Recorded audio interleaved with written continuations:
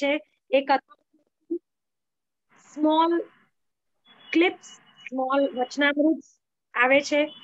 How to anchorage ભક્તિ in life એ પણ આપશ્રીના કોર્ટ્સમાં અને આપશ્રીના સ્મોલ જે વચનામૃતની ક્લિપ્સ હોય છે એમાંથી આપણને શીખવા મળે છે. આપશ્રી આટલું જ નહીં, એના ઉપરાંત ઓનલાઈન યુટ્યુબ અને આસ્થાના માધ્યમથી કથા પણ આયોજન કરે છે, જે આપણને સૌને બધાને લાભો મળે છે. આના માટે આપશ્રી આટલું જ નહીં, પરંતુ પુષ્ટિ માર્ગમાં તો આટલું કરે જ છે, પરંતુ એની ઉપરાંત આઈસીયુ ઓન વ્હીલ્સ આપશ્રીએ ડોનેટ કરી ભાગ્યોદય હોસ્પિટલ કડીમાં, અને 40 લાખના ઓક્સિજન સિલિન્ડર્સ પણ આપશ્રી દ્વારા પુષ્ટિ પરિવાર આપશ્રીના હેઠળ પુષ્ટિ પરિવાર દ્વારા ડોનેટ કરવામાં આવ્યા છે.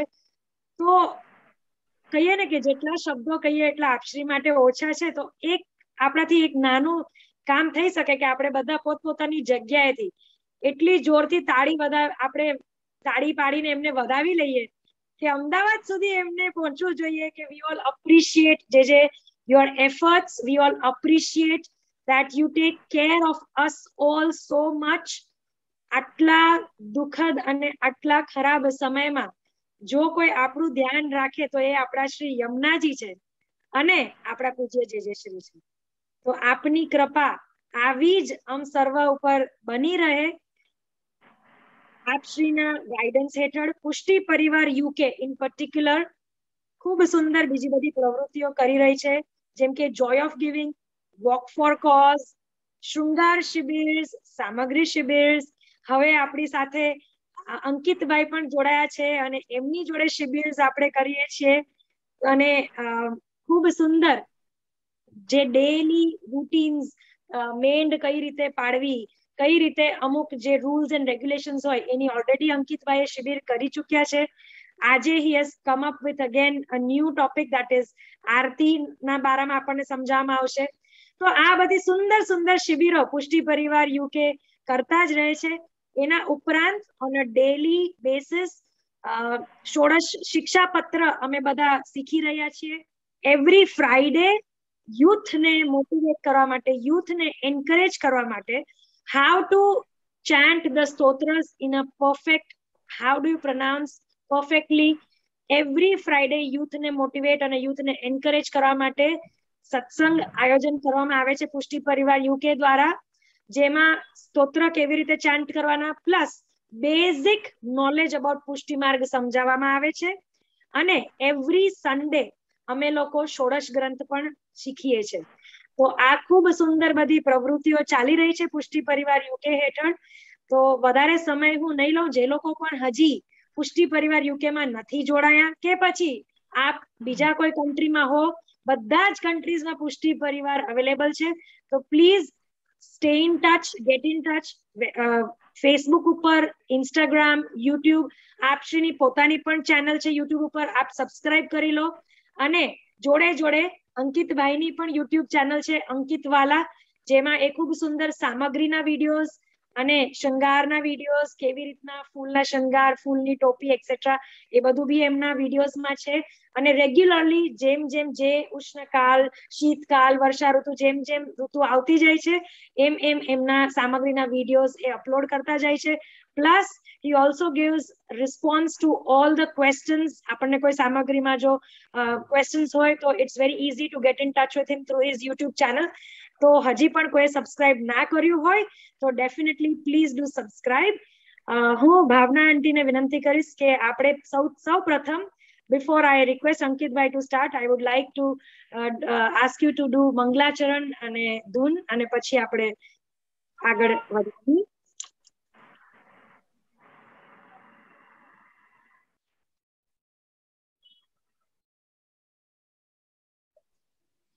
श्री वल्लभाधीश की जय, श्री गुसाई जी परम दयाल की जय, श्याम सुंदर श्री यमुने महारानी की जय, श्री गोवर्धन नाथ की जय, श्री गोपाल लाल प्यारे की जय, श्री यदुनाथ जी प्यारे की जय. આપણી ઘરે બિરાજતા સેવ્ય સ્વરૂપ બધાના ઘરે ઠાકોરજીની સેવા છે તો બધા પોતાના ઠાકોરજીને પણ દંડવત કરશું કે એમની કૃપાથી આપણે અહીંયા બેસી શકીએ છીએ. મંગલાચરણથી શરૂ કરશું. બધા જોઈન કરજો પ્લીઝ. અમે સ્લાઇડ પણ આપીએ છીએ, કોઈને પુસ્તક ન હોય તો એમાં ઇંગ્લિશમાં આપીએ છીએ અમે લોકો. ચિંતા સંતાન હંતારો યત્પાદાંબુજરેણવઃ સ્વીયાનાં તાનિંજાચાર્યन् વર્ણમામી મુહુર્મુહુર્ યદનુગ્રહતો જંતુ.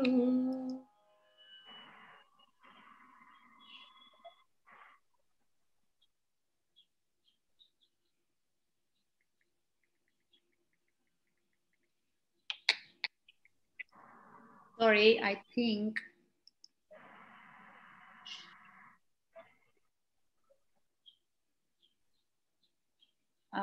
I've got a problem here, Krishna.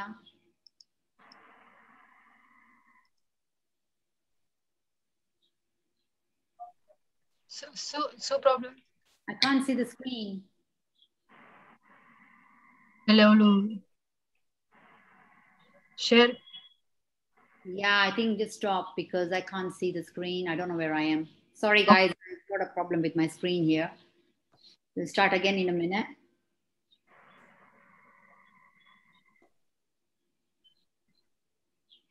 So did you?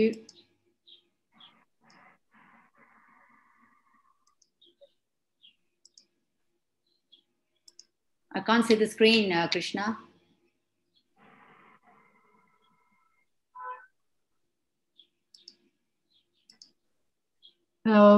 Maybe the setting we can see you and hear you clearly.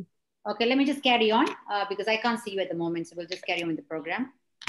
So Shama Karju Badai, I really can't see anybody what's going on in my screen now. I think I've got logged out on my screen, so I'll carry on. Shivallabhadhi Shaki, just let me know if you can't see me, yeah? Chinta santana hantaro yatpadam bujrenavaha sviyanam taninjacharyan varnamami muhurmuhur yadanugrahato jantu sarvadukhatigo bhavet tamaham sarvada vande श्रीमद्वल्लभनन्दनम् अज्ञानतिमिरान्धस्य ज्ञानाञ्जनशलाकया चक्षुरुन्मीलितं येन तस्मै श्रीगुरुवे नमः. नमामि हृदये शेषे लीलाक्षीराब्धिशायिनम् लक्ष्मीसहस्रलीलाभिः सेव्यमानं कलानिधिं चतुरभिश्च त्रिभिस्तथा षड्भिर्विराजते योऽसौ पंचधाहृदये मम. મહાપ્રભુજીનું ધ્યાન બોલશો બધા હાથ જોડીને પ્લીઝ જોઈન કરજો.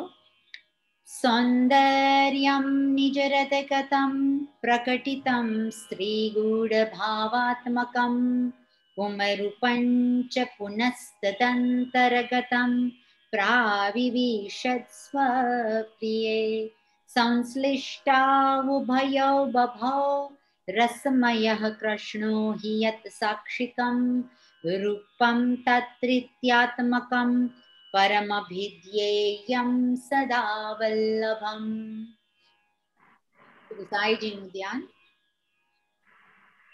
सायं कुञ्जलयस्थासनम् उपविलसत्स्वर्णपात्रं सुधोतं राजयज्ञोपवितं परितनुवसनं गौरवं भोजवक्त्रं प्राणानायं यनासा पुटिनिहितकरं कर्णराजद्विमुक्तं वन्देर्ध्वोन्मिलिताक्षं मृगमदतिलकं विठ्ठलेशं सुकेशम्.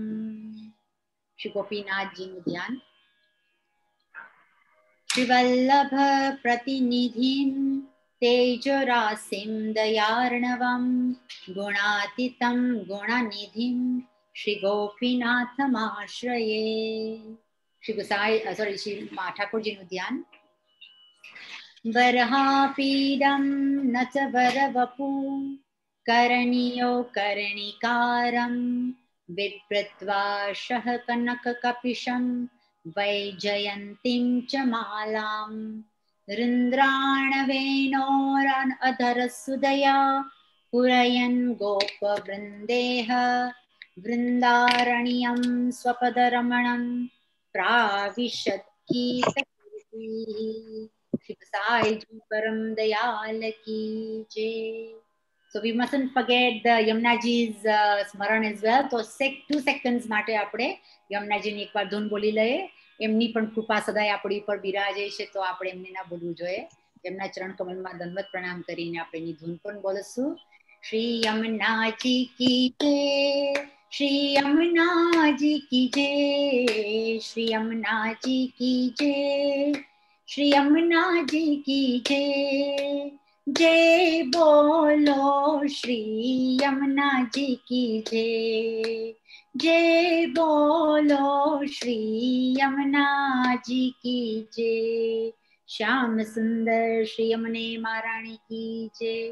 I hand over to Tejal now, please.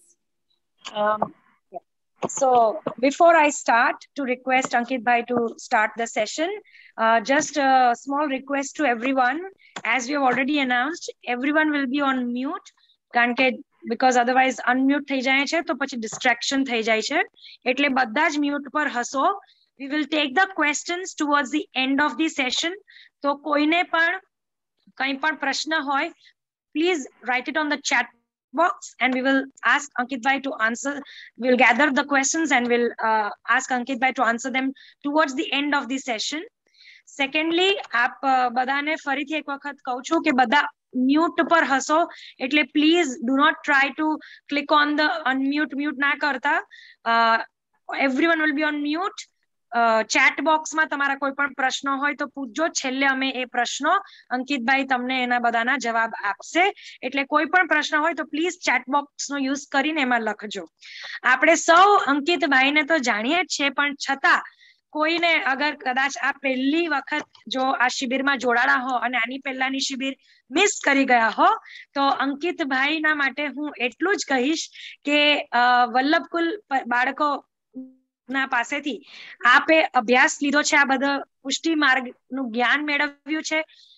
ખૂબ જ બધો સત્સંગ વલ્લભકુલ બાળકો જોડે કર્યો છે અને ક્વેશ્ચન આન્સર્સ થ્રુ આટલું બધું જ્ઞાન મેળવ્યું છે. I have already mentioned he has a YouTube channel. So એ સામગ્રી અને શૃંગાર એ બધામાં માહિર છે. તો આટલું સુંદર જ્યારે આપણા સમક્ષ એક જીવ, બ્રહ્મ સંબંધી જીવ, એક વૈષ્ણવ વિરાજમાન હોય, તો definitely we are not only proud but we are honored, Ankit Bhai, to have you with us, that you are sharing your knowledge with us.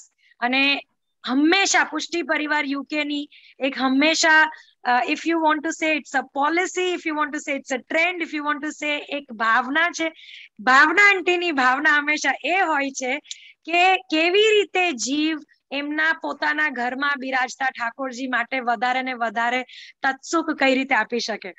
તો એ ભાવનાને બિરુદાવતા હું અંકિત ભાઈને કહીશ કે આજનો આપણો સેશન શરૂ કરે અને અમને સર્વને આપનું સુંદર આટલું અલૌકિક જ્ઞાન છે એ અમને પણ અમારી જોડે શેર કરો.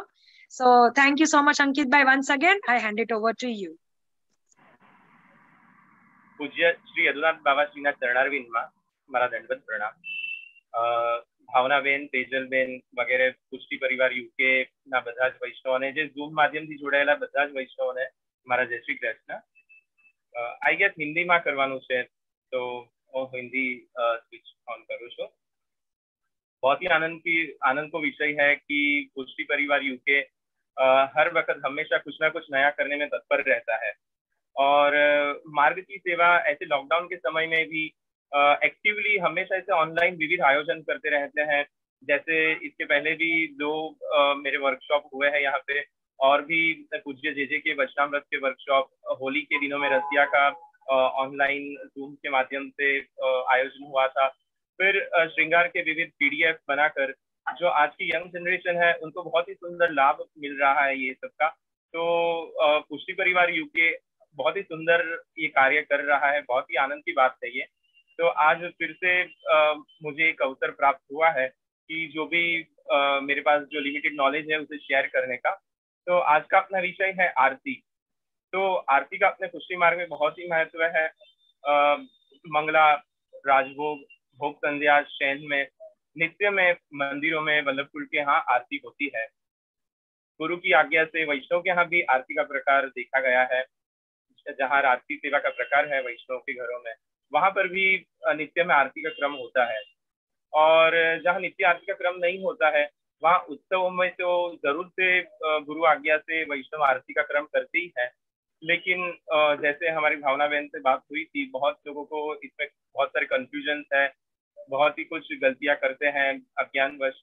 तो फिर वो आज हम एक प्रयास कर रहे हैं कि उसमें जो भी क्षति हो रही है वो हम कैसे ना हो उसका ध्यान रखें।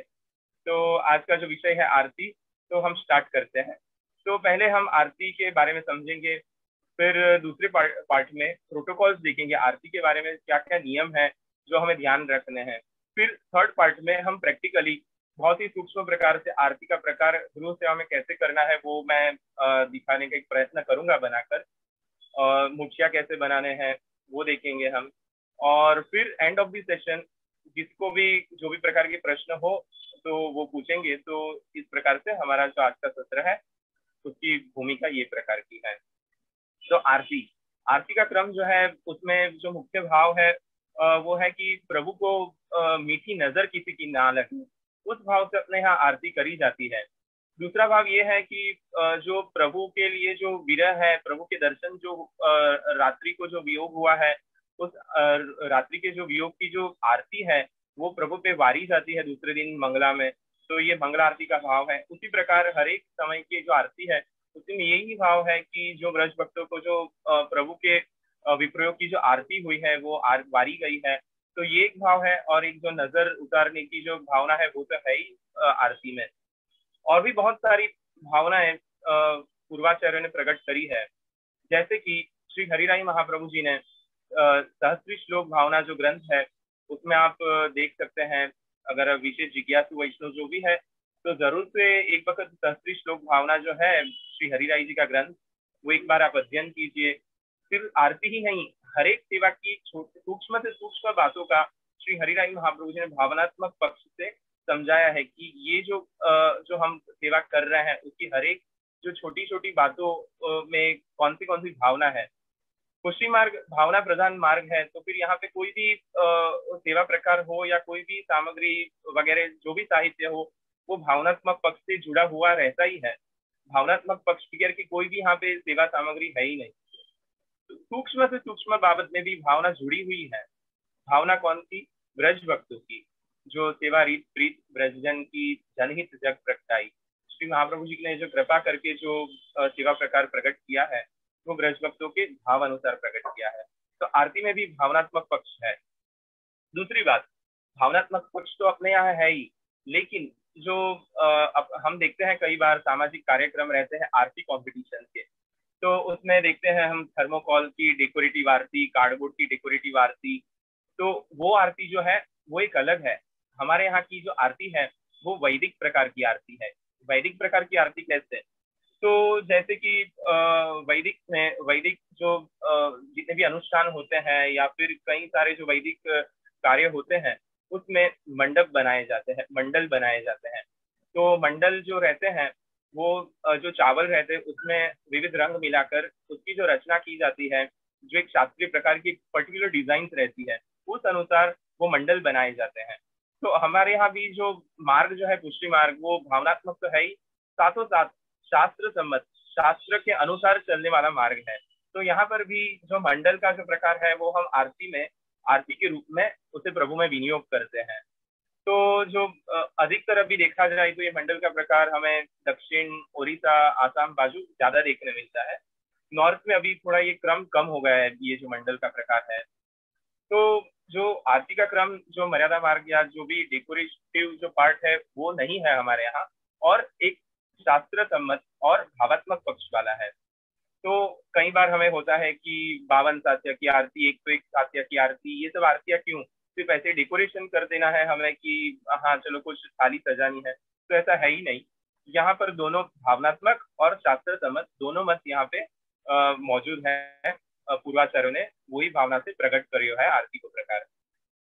तो ये हमारा जो आरती का प्रकार है वो पूर्वाचार्यों के अनुसार है, और जितनी भी आरती की डिजाइन है वो मन कल्पित नहीं होके, मैंने कहा वैसे वैदिक है। तो ये सब हमारे यहाँ परंपरा से कैसे प्राप्त होता है, तो गुसाई जी के बहुजी, 7 बालकों के जो बहुजी है, और गुसाई जी के 4 बेटी जी, गोपीनाथ जी के 2 बेटी जी, उनके द्वारा बनाई हुई सारी आरती की डिजाइन हमारे यहाँ परंपरा से प्राप्त होती है। बालकों के यहाँ ये सारी की सारी जो डिजाइन है वो अभी भी मौजूद है, और उसी के अनुसार हमारे यहाँ मंदिरों में आरती का क्रम होता है। तो हमें ऐसा बिल्कुल भी नहीं समझना है कि मन गढ़ंत आरती की डिजाइन बना दी वही हमारे यहाँ आरती होती है, ऐसा नहीं है। जैसे कि अन्नकूट होता है तो वहां पे सुल्तान पाठ की आरती होती है, तो सुल्तान पाठ की आरती के पीछे भी बहुत सारे भावनात्मक पक्ष है, और एक प्रसंग भी है जिसमें ऐसा माना गया है, और अपने यहाँ वार्ता साहित्य और इतिहास में ऐसा माना गया है कि श्री हरिराय महाप्रभु जी के बहुजी जब अटारी में विराज रहे थे तभी सुल्तान की सवारी वहां से निकली। तो सुल्तान की सवारी जब वहां से निकली तो वहां जो आसन लगा हुआ था वो आसन की डिजाइन जो हरिराय महाप्रभु के बहुजी है उन्होंने देखी, और जब वो सवारी निकल गई फिर भी आप वहीं पे ठाड़े हथे अटारी में। तब कुछ निज सेवकों ने पूछा कि भाई सवारी तो निकल गई, अभी भी आप क्यों यहाँ पे ठाड़े हो। तो उन्होंने कहा कि जो आसन था वो बहुत ही प्रभुलायक, उसमें जो कलात्मक डिजाइन थी वो मैं मेरे मस्तिष्क में उतार रही हूँ, और वही जो डिजाइन को थाल है वो प्रभु में विनियोग होगा। तो तब से हमारे यहाँ कई घरों में सुल्तान पाठ की आरती करी जाती है।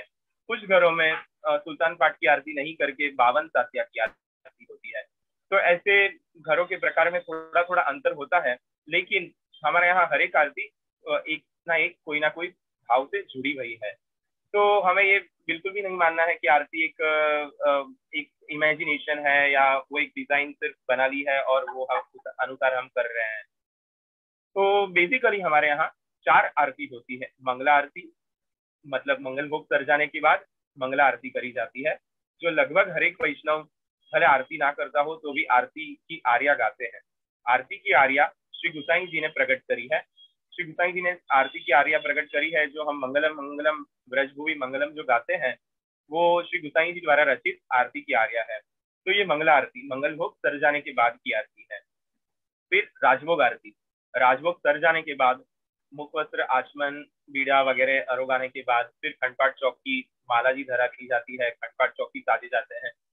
फिर दर्पण दिखाने के बाद आरती का क्रम कराया जाता है, तो वो राजभोग आरती। राजभोग आरती भी श्री गुसाई जी द्वारा ही रचित है, वही आर्या हमारे यहाँ गाई जाती है। ब्रजराज विराजित भोख वरे वर्णीय मनोहर रूप धरे, ये वाली जो आरती की आर्या है वो राजभोग के समय गाई जाती है।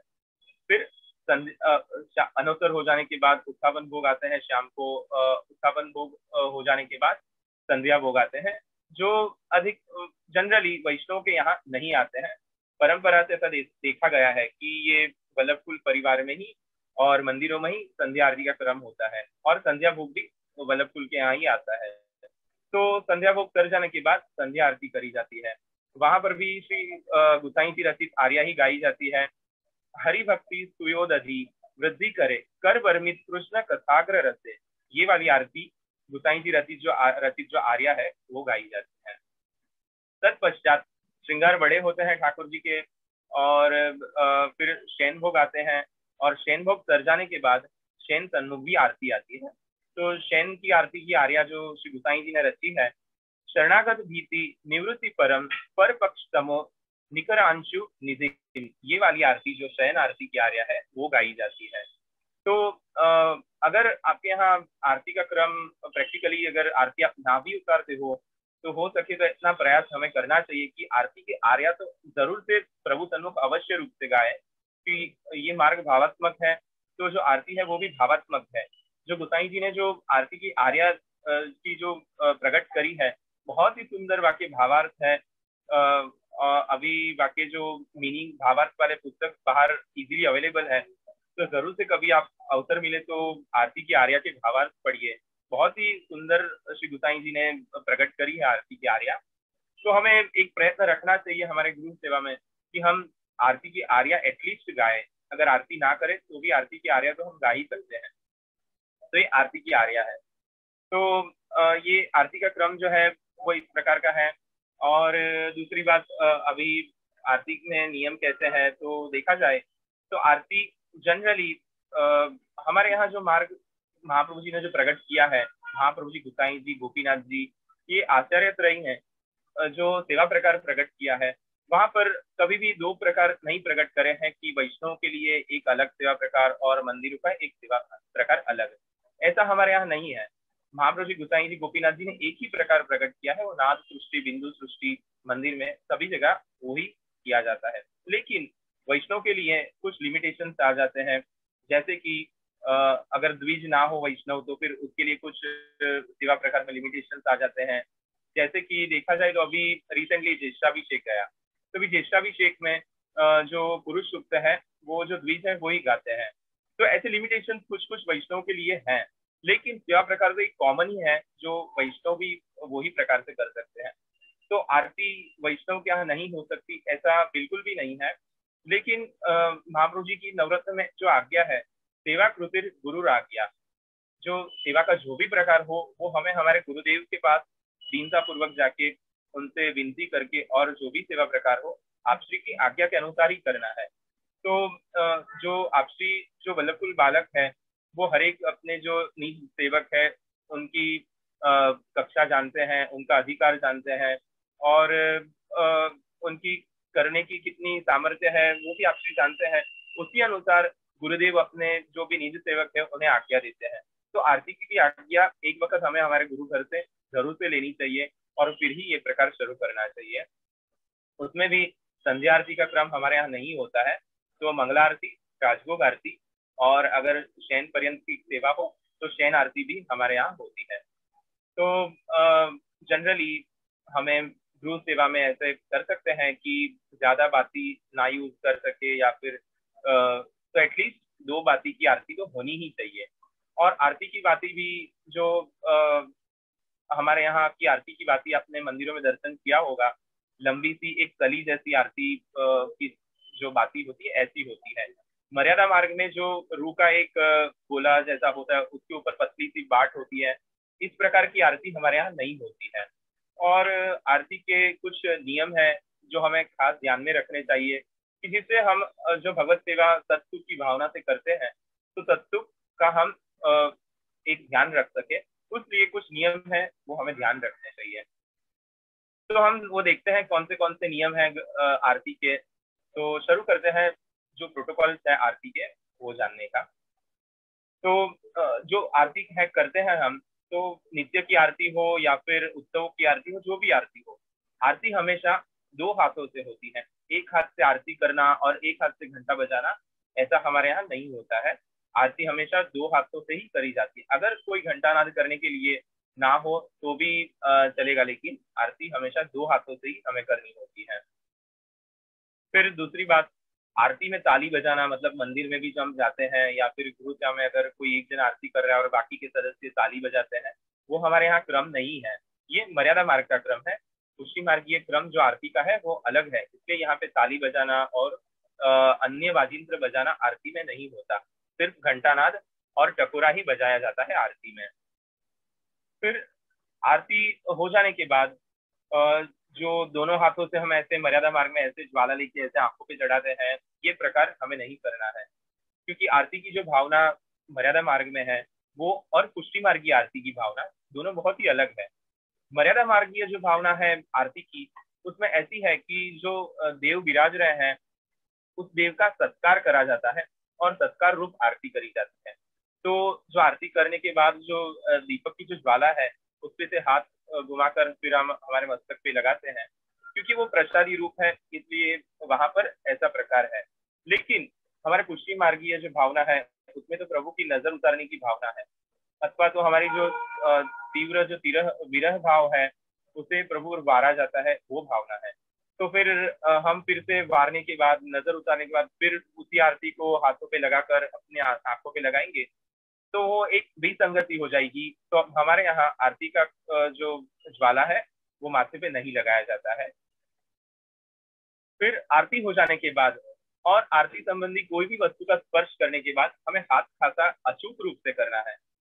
हम आरती हो जाने के बाद और जो सेवा रूप साहित्य जो भी हो, सामग्री, श्रृंगार वस्त्र कहीं पर भी, या फिर हमारे भी जो भी सेवा के वस्त्र वगैरह हो, उसमें कहीं पर भी हमें हाथ नहीं लगाना है। विदाउट फेल आरती हो जाने के बाद हमें हाथ खाता करना है। और जैसे कि एक वार्ता प्रसंग भी है, उसमें भी एक आता है कि 252 वैष्णव की वार्ता में कि जब रूपा पुलिया आरती की बाटी बनाता है, तभी जो घी उसके नाखून में रह जाता है और फिर हाथ खाता करे बगैर ही जब वो प्रसादी पातल जब वो अरोगते हैं, तो जो गरम दाल में उनके नाखून में रयो भयो घी दाल में घुल जाता है और वो प्रसाद लेते हैं। तो ये अपराधवश उन्हें अगले जन्म में श्वान की योनि प्राप्त हुई थी। तो हमें ये बात का खास ध्यान रखना है कि आरती की कोई भी साहित्य के हाथ लगाए उसके बाद हाथ खासा करना आवश्यक है। आरती हो जाने के बाद भी यही नियम लागू पड़ता है। आप जब भी बाती बनाए तभी भी ये बात का खास ध्यान रखते हैं। और हाँ, आरती की बाती बनाए तभी जो घी हम लेते हैं वो घी हमें शुद्ध वाला ही घी लेना है। ऐसा कोई भी घी जिसे हमने उपभोग किया हो, हमने कोई हमारी रसोई में वापरा हो, अथवा तो हमने ठाकुर जी की भले क्यों ना सामग्री बनाई हो, तो तला भया घी कि अब ये क्या काम आएगा, तो चलो आरती की बाती में ले ले, तो ऐसा हमें नहीं करना है।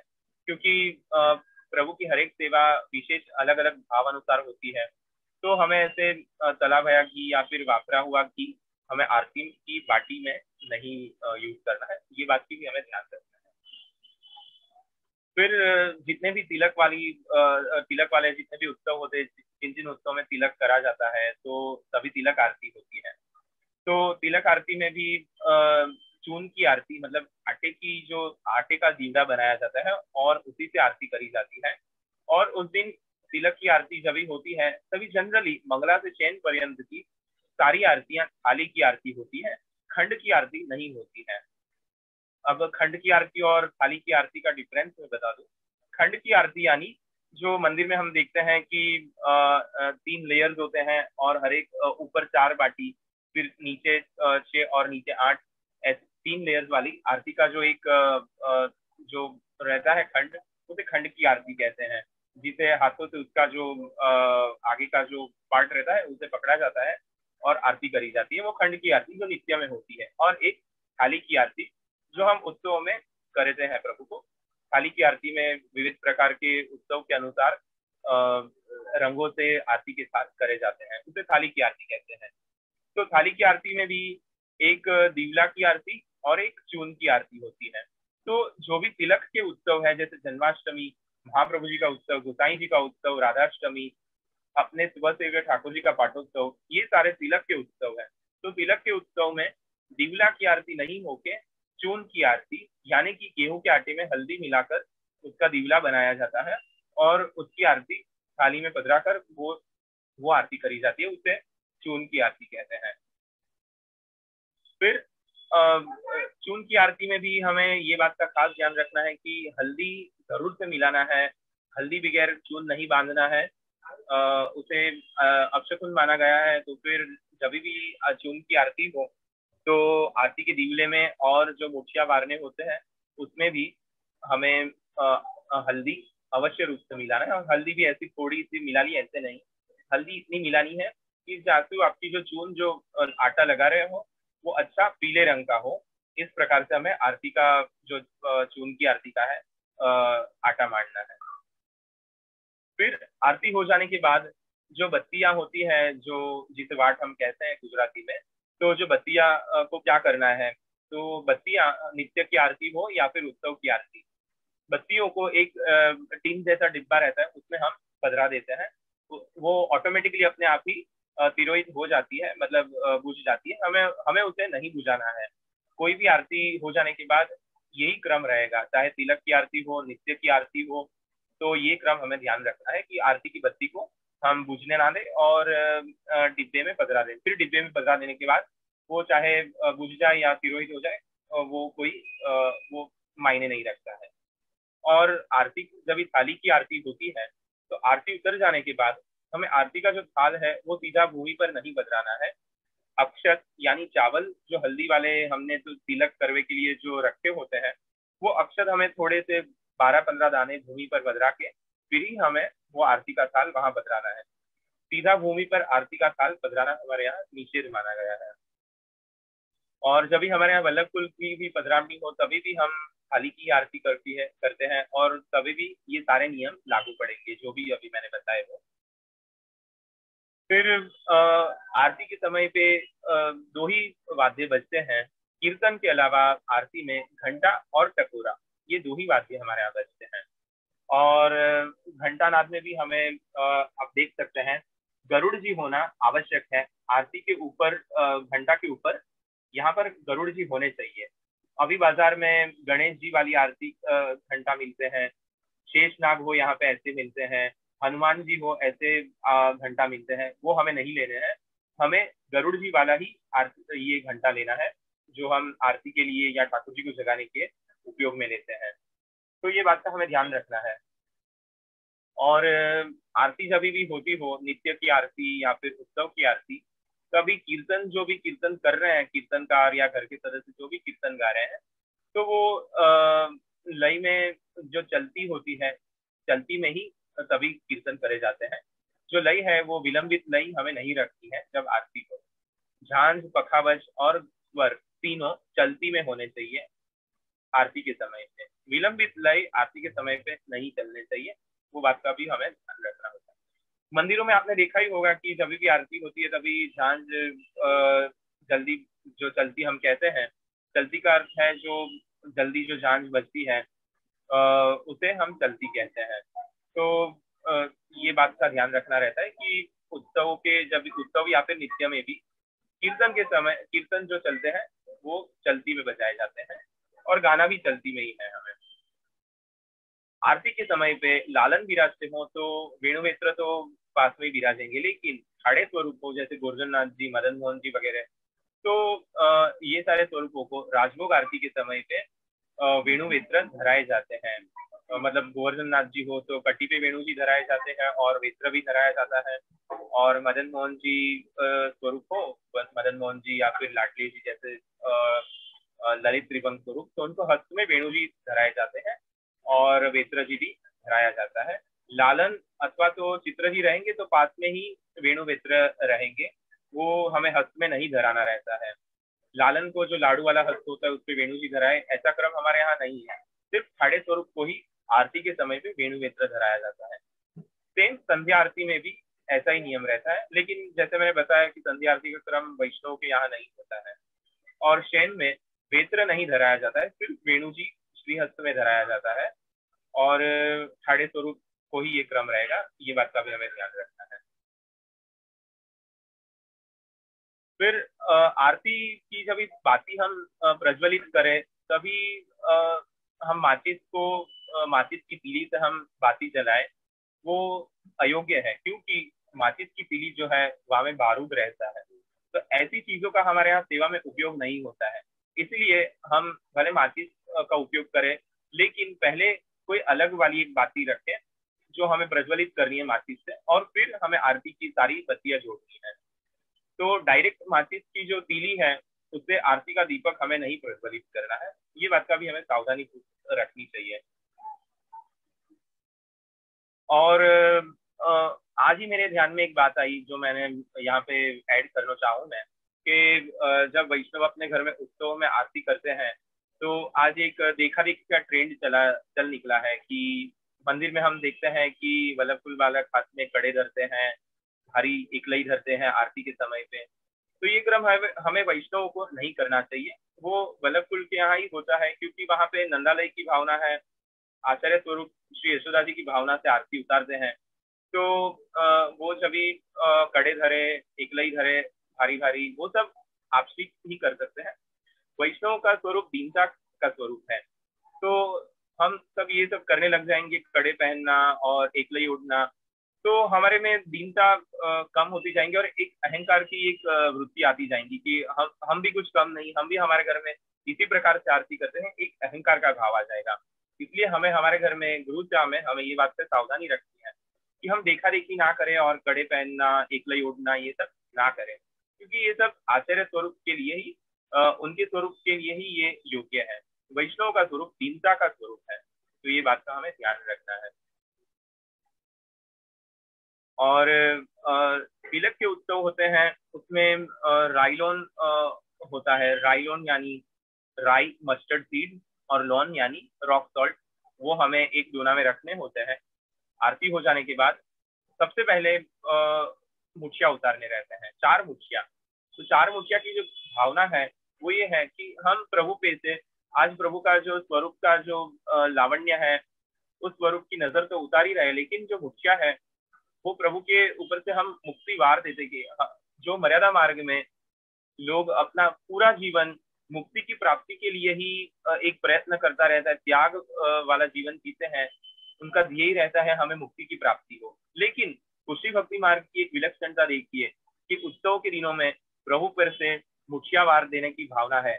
तो ये भावना ये है कि हम प्रभु पे से हमारी ये चारों प्रकार की मुक्तियां वार देते हैं। तो ये पुष्टि मार्ग की विलक्षणता देखिए कि यहाँ सत्सुख की ही भावना का एक ध्यान रखा गया है। तो सबसे पहले प्रभु पे से मुखिया वारे जाते हैं, फिर आरती करी जाती है। आरती में जनरली नित्य की आरती में जो 4 आर्या मैंने अभी जो बताई वो आर्या चले तब तक आरती करी जाती है। और उत्सव की आरती में अथवा तो मनोरथ की आरती में जब जो 7 आटे प्रभु के चरणारविंद, 7 आटे प्रभु के मुखारविंद और एक आटा जो आखिरी वाला आटा है वो प्रभु के सर्वांग पर से उतारा जाता है। ये प्रकार से आरती का क्रम रहता है। और जो अगर आरती की आर्या कई जगह अगर कोई नहीं गाते तो जनरली 14 आटा प्रभु पर से उतारे जाते हैं आरती के, तो ये क्रम रहता है। तो आरती हो जाने के बाद फिर राईलूंड होते हैं। राईलूंड दोनों हाथों में राई और लूंड लेके उतारे जाते हैं। और फिर जो राईलूंड है वो हमें हमारे घर के जो किचन का सिंक है उसमें पधरा देने चाहिए और पानी छोड़ देना चाहिए ऊपर से। तो राईलूंड ऐसे करा जाता है। और राईलूंड के बाद नौछावर करी जाती है। नौछावर में हम कुछ भी कॉइन जो रहते हैं वो 11-21 रुपए या कुछ भी ऐसे एक टोकन अमाउंट हम प्रभु पे से वार देते हैं। जो नौछावर की जो रकम है वो हमें जनरली हमें गौ सेवा में गौग्रास में विनियोग करा देनी चाहिए, तो अथवा तो जो कीर्तनकार हो उसे दे देनी चाहिए। तो ये राईलूंड, मुखिया, आरती और नौछावर का क्रम है। नित्य में हमारे यहाँ वैष्णव के यहाँ हम गुरु की आज्ञा से 2 बत्ती की आरती कर सकते हैं। बाकी का जो क्रम है वो ऐसा है कि अक्षय तृतीया से जो रथ यात्रा है वहां तक हम 4 बत्ती की आरती करते हैं और ऊपर के खंड में एक और बत्ती। उसमें ये एक और बत्ती इसलिए जोड़ते हैं कि जो 4 बत्ती है उसमें से एक अगर करते समय अगर तिरोहित हो जाए, बुझ जाए, तो उसके दोष निवारण रूप और एक बत्ती ऊपर जोड़ी जाती है। तो नित्य में अक्षय तृतीया से रथ यात्रा तक 4 आरती होती है, 4 बत्ती होती है। फिर रथ यात्रा से दशहरा तक 8 बत्ती होती है और दशहरा से लेकर रामनवमी तक 16 बत्तियां और ऊपर एक जो अधिक जो बत्ती है वो जोड़ी जाती है। तो इस प्रकार का क्रम रहता है। लेकिन वैष्णव के यहाँ जो प्रकार है वो सूक्ष्म प्रकार रहता है। मंदिर के अकॉर्डिंग तो लगभग नहीं होता है, जनरली ऐसा सूक्ष्म प्रकार रहता है। तो 2 बत्ती की आरती हम हमारे घर में कर सकते हैं, लेकिन वहाँ कंडीशन है गुरु की आज्ञा। यहाँ पर हम जो भी बता रहे हैं वो क्रम में आप जो भी चेंजेस लाए तो एक बार आप गुरु घर की आज्ञा जरूर से लीजिए, क्योंकि मैंने पहले भी बताया कि नवरत्न में जैसे श्री आचार्य जी की आज्ञा है, सेवा कृतिर गुरु आज्ञा। गुरु आज्ञा हमारे यहाँ प्लेज एन इम्पोर्टेंट रोल, तो इस बात का हमें ध्यान रखना है। फिर आरती के समय में जैसे अन्य जगह हम देखते हैं कि आरती चलती है तभी एक जन आरती उतारता है, फिर 2-3 आटे उतार लिए, फिर हस्बैंड ने उतार ली, फिर उसकी वाइफ उतारते हैं या घर के दूसरे सदस्य आते हैं वो उतारते हैं। हर एक दूसरे के हाथ में आरती का थाल दिया जाता है। और सभी लोग एक एक टर्न बाय टर्न आरती उतारते हैं। तो ये क्रम हमारे यहाँ नहीं है। हमारे यहाँ कोई भी एक सदस्य, घर का जो मुख्य सदस्य हो, जो सेवा में जाता हो, वो ही आरती करता है और बाकी के सारे सदस्य हैं वो उसे हाथ लगाते हैं। यही क्रम बल्लभ कुल की बदरामणी में भी होता है। हम हर एक जन को थाल पास ऑन करते जाए और हर एक जन आरती उतारता जाए, ऐसा हमारे यहाँ नहीं होता है और करना भी नहीं चाहिए। एक जन आरती करे और सारे के अन्य सारे सदस्य उसे हाथ लगाए, ये क्रम अपने यहाँ होता है। और ऐसे ये जो बेसिक नियम है वो मैंने एक सूक्ष्म रूप से बताने का प्रयत्न किया है। तो ये नियम तो हर एक जगह पे लागू होते ही है, इसमें कोई भी प्रकार के एक्सेप्शनल नहीं है कि ऐसे नहीं होता। ये मस्त नियम है जो अभी मैंने बताए हैं, वो तो सभी जगह पे लागू होते ही होते हैं। दूसरी बात कि मर्यादा मार्ग में जैसे आरती हो जाने के बाद उससे पानी उतारा जाता है, और ये भी क्रम हमारे यहाँ नहीं होता है। वो क्रम मर्यादा मार्ग में देखा गया है, लेकिन हमारे यहाँ आरती पर से पानी उतार रहा, हाथ पे से ज्वाला मस्तक पे लगाना, वो सब मर्यादा मार्ग में होता है। पुष्टि मार्गीय सेवा प्रणालिका में ये सब क्रम नहीं देखा गया है। तो यहाँ तक का जो क्रम था मैंने समझाने का प्रयत्न किया है। आपके जो भी प्रश्न हो तो आप चैट बॉक्स में एंड ऑफ द सेशन पूछना। अब हम आरती का थोड़ा प्रैक्टिकली कैसे करी जाती है आरती, वो सब हम देखने का एक प्रयत्न करेंगे। तो सबसे पहले हम बत्ती बनाने का एक प्रकार देखेंगे कि बत्ती कैसे बनाई जाती है।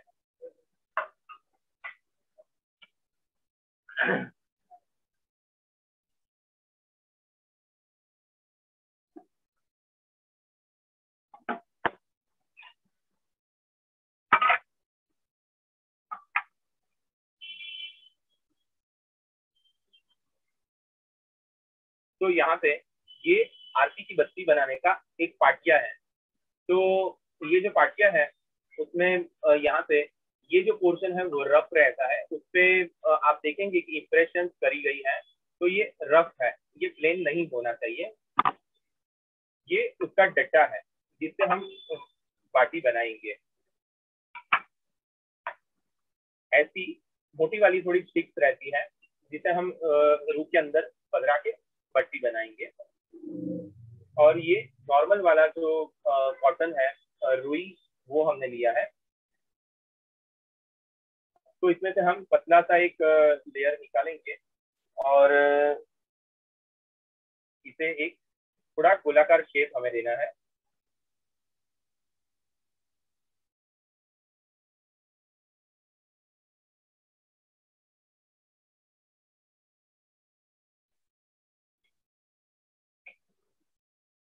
इस प्रकार से अब हमें यहाँ पे पाटिया के मध्य में ये रखना है और यहाँ पे हमें जो स्टार्टिंग पॉइंट है वहां पे हमें ये जो स्टिक है वो रखनी है और ये जो डट्टा है उससे हमें इसे बेलनी है। हमें इसे बेलने का प्रकार आपको खास देखना चाहिए कि कैसे बेली जाती है। उसे ऐसे ऊपर करा जाता है और फिर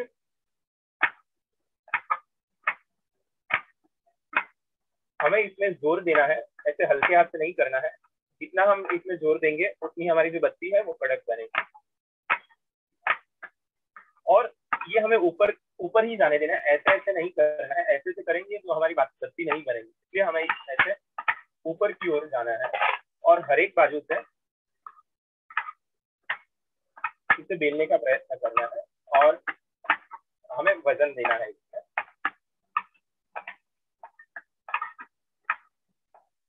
और ये जो स्टिक है वो साथ साथ गोल गोल घूमनी चाहिए, उसे एकदम हमें कड़क नहीं पकड़ना है।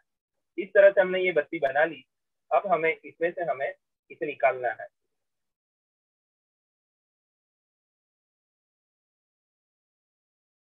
इस तरह से हमने इसे बाहर निकाल लिया है। ये देख सकते हैं आप कि ये हमारी जो बत्ती है वो एकदम कड़क है। ये जो हाथ से बेली जाने वाली बत्ती जैसी नरम नहीं है।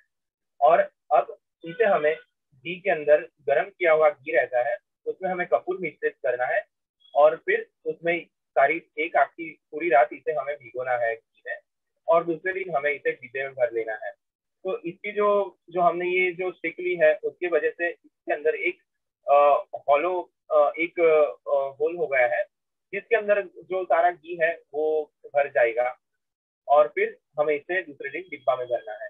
कपूर हमें इसलिए इसमें मिश्रित करना है कि जब भी हम आरती करें तो हमें बत्ती जलाने में समय ना लगे, क्योंकि ये जनरली जो पतली बत्ती जो बाजार में मिलती है उसे मोटी वाली रहती है, तो ये कपूर वगैरह अगर हम करेंगे तो ये नहीं जलेगी, समय लगेगा। इसलिए घी के अंदर कपूर का पाउडर करके मिश्रित करना आवश्यक है। तो इस तरह से हमने बत्ती बनाई है।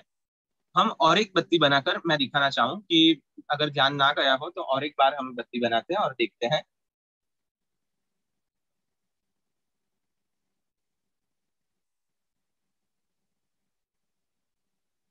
तो इस तरह से हमने रुई ले ली। रुई बहुत मोटा वाला ले हमें लेयर नहीं लेना है, एकदम पतला पतला हल्का सा ऐसा लेयर करना है रुई का। और यहाँ पे पाटिया पे रख के, और जो बत्ती है, जो ये स्टिक जो है सली, वो उसके आगे रखनी है। आप देख सकते हैं जो एकदम शुरुआत का जो पार्ट है वहां पर मैंने रखी है। और हम अब हमें ये घुमाना है।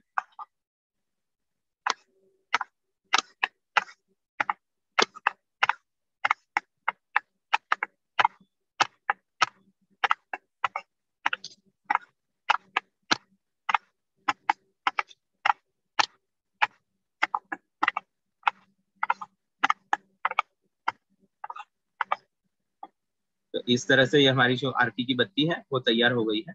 उसे हम ऐसे निकाल लेंगे, बहुत ही आसानी से निकल जाती है। और आप देख सकते हैं कितनी कड़क है। और जो आरती की जो बत्ती हमने बनाई है उसका और एक प्रयोग हम कर सकते हैं, उपयोग कर सकते हैं ये बत्ती का। जो हम कुल्हे बनाते हैं ठाकुर जी की जन्माष्टमी और हर एक उत्सवों में, तो वो उत्सवों में जो हम कुल्हे जो मस्तक का श्रृंगार की जो कुल्हे की जो नीचे की मेंढ है वो कड़क बनानी चाहिए। तो वो कड़क बनाने के लिए हाथ से अगर हम बनाएंगे तो उसका शेप थोड़ा अनइवन होता है। लेकिन एक सरीखा गोल हमें जो अगर मेंढ बनानी हो कुल्हे की, तो इस तरह से बनाएंगे तो बहुत ही सुंदर मेंढ आपकी बनेगी। और आप देख सकते कितनी कड़क, और अगर हम इसे राउंड शेप देंगे कुल्हे के अकॉर्डिंग, तो कितना सुंदर शेप भी इसमें आएगा, आप देख सकते हो।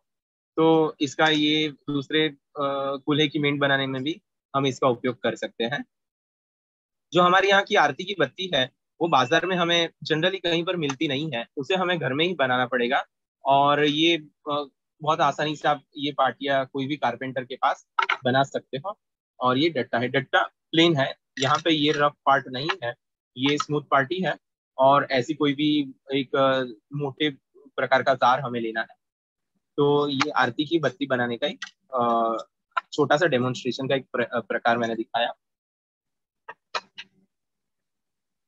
अब हम देखेंगे कि आरती किस प्रकार करनी चाहिए। तो पहले हम शुरू करते हैं एक सूक्ष्म प्रकार से। थाली की आरती जब भी हो, तभी थाली की आरती में ये बात का हमें ध्यान रखना है कि हो सके तो प्रयत्न कीजिए कि हम स्टील की आरती की थाली ना लें। पीतल, चांदी अथवा इस प्रकार की कांसे की आरती की थाली हम लें। कांसे की थाली बाजार में बहुत ही सरलता से मिल जाती है। इवन अभी तो ऑनलाइन भी ये बहुत सरलता से मिल जाती है। इसलिए ऐसा है ही नहीं कि हमें कांसे की थाली नहीं मिल रही है तो क्या करें, क्योंकि ये इजीली सब जगह भी अवेलेबल है। तो कांसे की थाली में ही हमें आरती करनी चाहिए जब भी थाली की आरती होती है।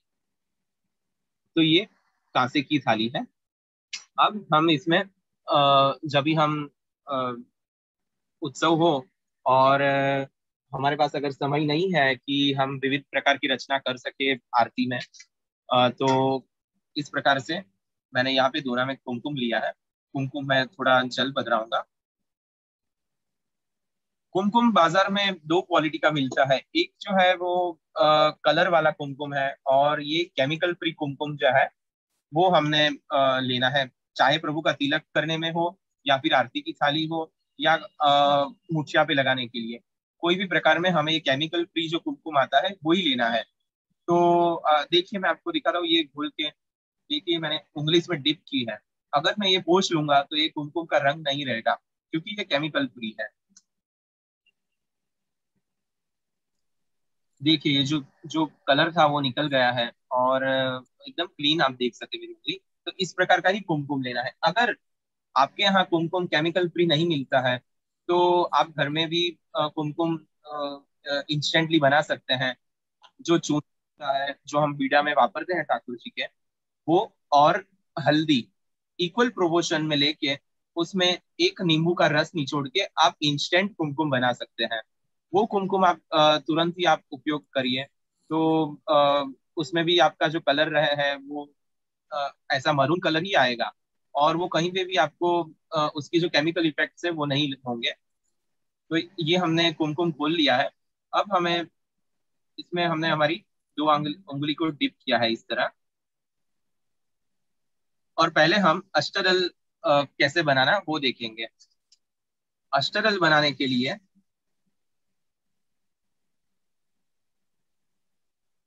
दो उंगली का हमें प्रयोग करना है।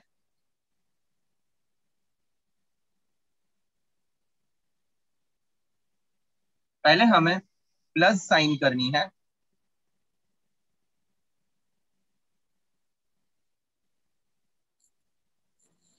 फिर उसमें क्रॉस,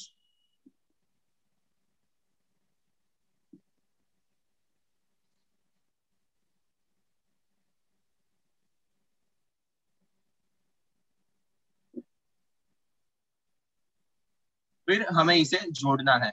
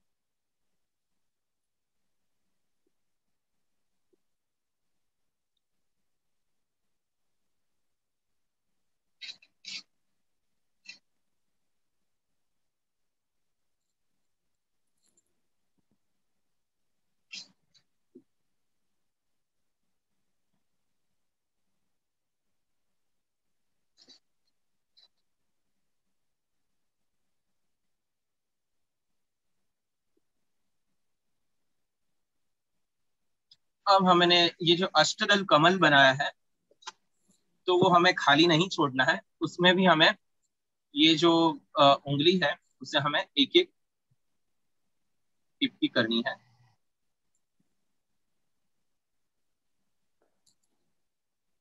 एक मध्य में,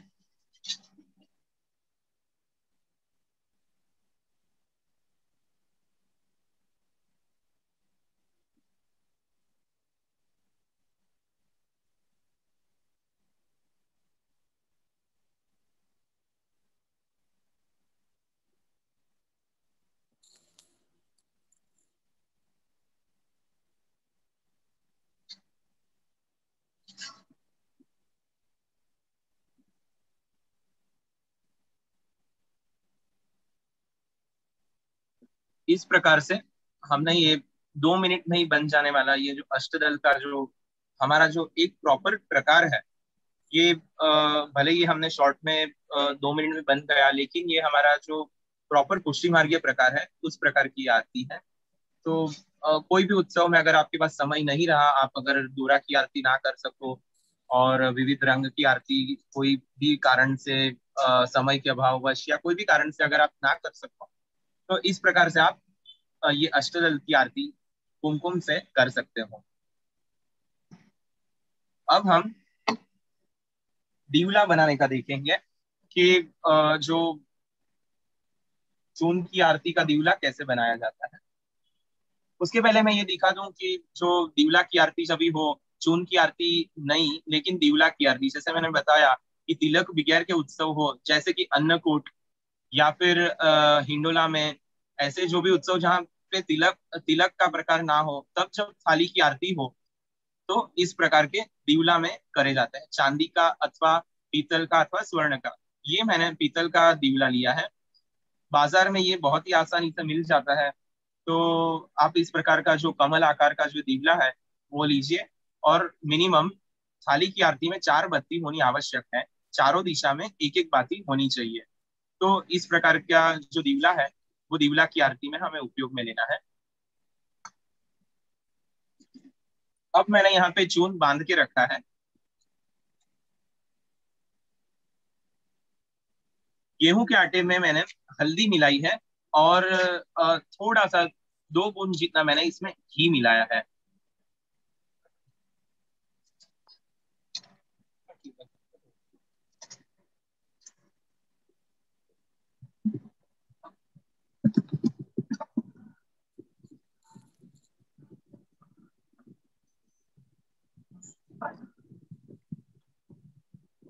तो ये मैंने थोड़ा सख्त आटा रखा है, और अब इसमें से हम जो दीवला कैसे बनाना वो देखेंगे।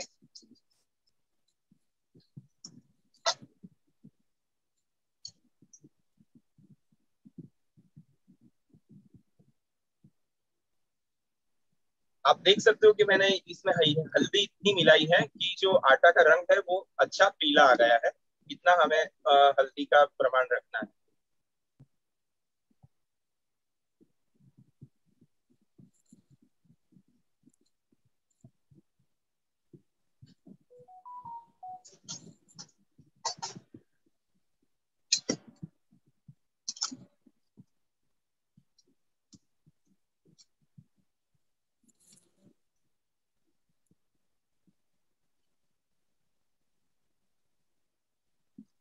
इसमें मैं अंदर दिए का शेप देने का एक प्रयत्न कर रहा हूँ।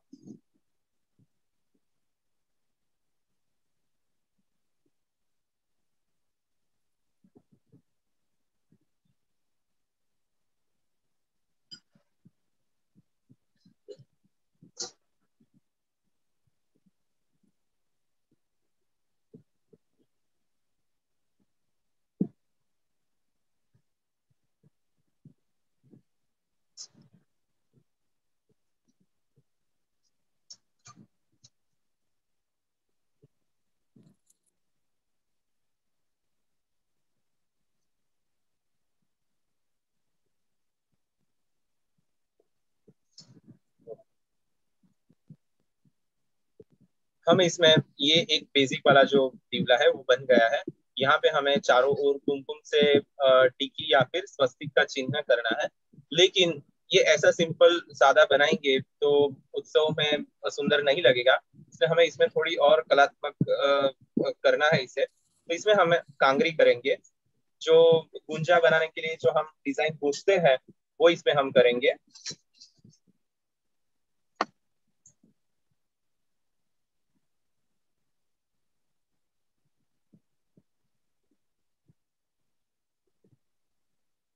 मैंने दिया को पलट दिया है, नीचे की बाजू पहले मैं कांगरी करूंगा।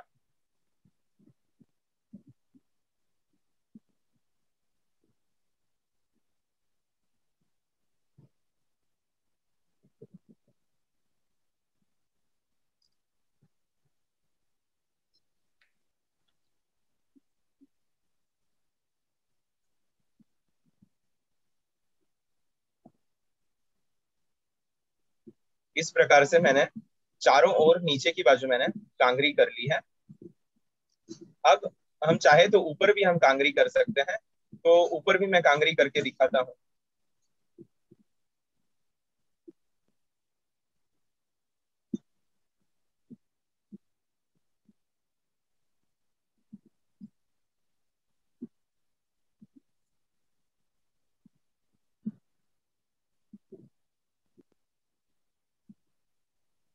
आटा सख्त होना जरूरी है, जैसे हम पराठे का आटा लगाते हैं ऐसा आटा हमारा होना चाहिए, तो ही हमारा प्रॉपर आकार आएगा। और बहुत पहले से बांधा हुआ आटा रहेगा तो थोड़ा नरम हो जाएगा। जैसे कि अभी मैंने जो हमारा सत्र वर्कशॉप चालू होने वाला था उसके पहले ही मैंने आटा लगा के रखा था, तो थोड़ा सा अभी ढीला हो गया है, लेकिन फिर भी मैनेजेबल है। तो इस तरह से जो 4 बत्ती की जो दिवला है वो मैंने बनाया है, और चारों ओर हम बत्ती लगा सकते हैं इसमें। अब मैं दोनों प्रकार दिखाता हूँ कि कैसे इसमें टिक्की लगानी है और कैसे स्वस्तिक करना है।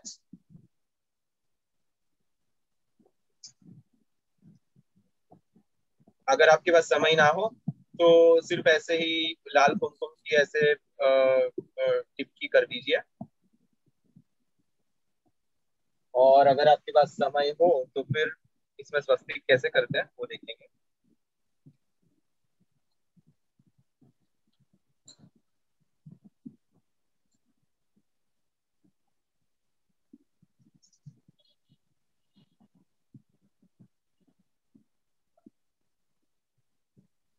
कुमकुम को मैंने डाइल्यूट किया है।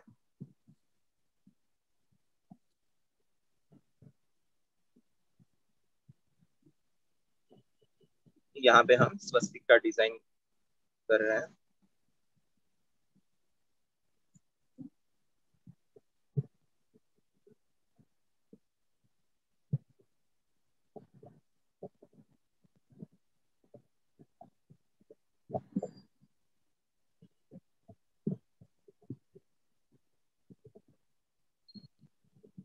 इस तरह से मैंने यहाँ पे स्वस्तिक किया है। स्वस्तिक में भी अभी कैमरा के कारण आपको उल्टा दिखेगा, लेकिन स्वस्तिक हमें जो उसका जो डिजाइन है वो क्लॉकवाइज ही हमें जाना चाहिए। तो ये मैंने यहाँ पे ये स्वस्तिक का डिजाइन किया है। अब यहाँ पर भी हमें कुमकुम से थोड़ा से शोभित करना है।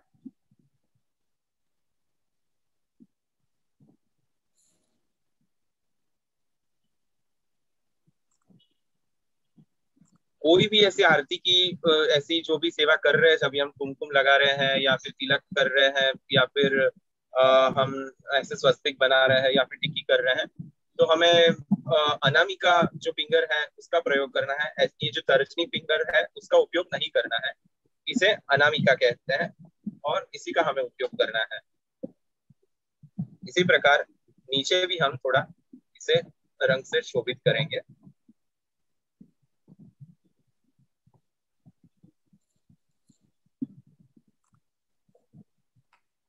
तो इस तरह से हमने यहाँ पे स्वस्तिक किया है और इसे गूंथ लिया है। तो ये प्रकार का दीपक है हमारा।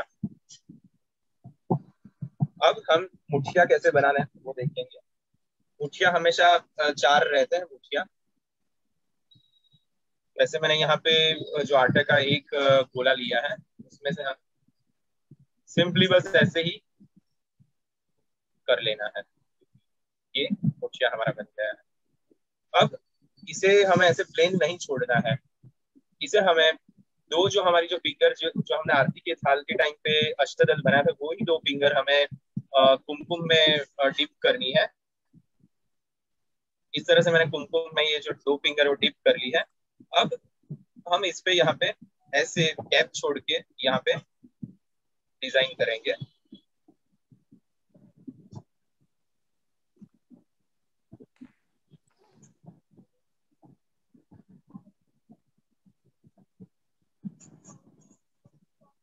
आई होप आपको सबको क्लियरली दिख रहा है। Yeah, very good, अंकित भाई। ओके, तो ये प्रकार से हमें मुठिया बनाना है। अब ये शॉर्ट वाला था। अभी अगर आपको और उत्साह हो तो कैसे बनाना है वो भी हम देखेंगे। मुठिया में भी वेरिएशन रहते हैं। तो मुठिया भी अगर हमने आरती का जो दिया है जिसमें हमने गूंथी है उसकी किनारी, उसी प्रकार हम मुठिया की भी किनारी गूंथ सकते हैं। तो वो हम देखेंगे। तो यहाँ पर मैंने एक आटे का बॉल ले लिया है और उसका जो हमने मुठिया अभी जो बनाया उसी प्रकार का ऐसा मुठिया बनाया है। और अब हम इसकी जो सारी जो किनारी है उसे थोड़ी दबा देंगे, जैसे गुंजा में हम करते हैं वैसे।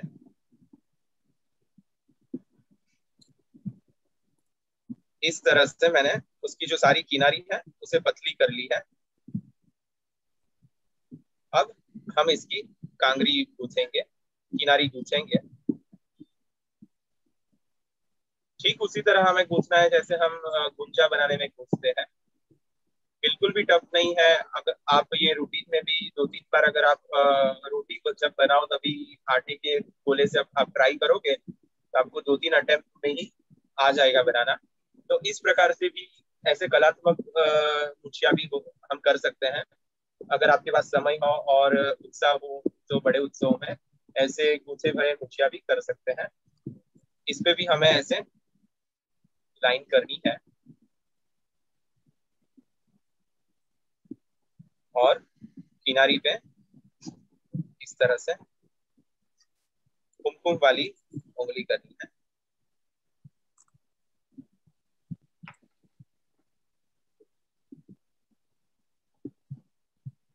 आई होप सभी क्लियरली देख पा रहे हैं इसे। तो ये प्रकार के भी मुछिया बनाए जाते हैं।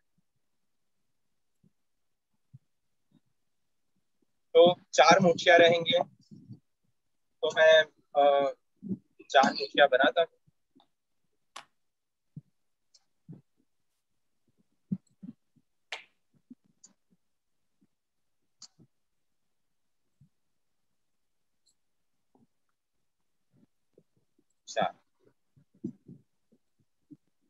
अब जब हम आरती करें तभी अब मैं ये और मुछिया पे सजावट नहीं कर रहा हूँ, प्लेन ही रख रहा हूँ।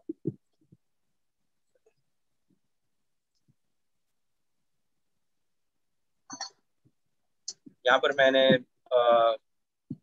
लून और राई भी ले ली है, राई लून भी ले ली है। अब जब हम आरती करें तभी हमें प्रभु पे से सबसे पहले जो चारों दीप है वो प्रज्वलित करने हैं। फिर हमें एक एक मुछिया मारने हैं। जनरली ये तिलक की आरती होती है तभी चून की आरती तिलक के समय ही होती है। तो लगभग सभी घरों में आज बधाई को दिन नीको यही कीर्तन गाया जाता है। एक्सेप्शनल हो सकता है कि कोई घर में अलग कीर्तन हो, बाकी अधिकतया तिलक की आरती में आज बधाई को दिन नीको ही गाया जाता है। तो आज बधाई को दिन नीको चलती स्वर में और ताल में जब गाया जाता है आरती के समय पे तभी सबसे पहले दीप सारे प्रज्वलित किए जाते हैं और मुछिया प्रभु पे से ऐसे उतारे जाते हैं और चारों दिशा में छोड़े जाते हैं इस तरह। फिर से ऐसे उतार कर इस तरह एक पीछे की ओर और एक लेफ्ट में पीछे की ओर। इस तरह से हमें चारों दिशा में 4 मुठिया 4 मुक्ति के स्वरूप हमें प्रभु पे से वार देने हैं। ये प्रकार से हमें करना है। फिर आरती की थाली हाथ में लेके ऐसे झुक के और फिर आरती हमें प्रभु की करनी है। आरती हो जाने के बाद हम राई लून करते हैं। तो राई लून ऐसे दूना में हमें भर के रखने हैं और फिर दोनों हाथ में ले लेने हैं और फिर हम ऐसे प्रभु पे से 3 बार हम ऐसे वार देने हैं और फिर ये जो राई लून है फिर पुनः वही जो दुना था उसी में हमें ये ऐसे पधरा देने हैं और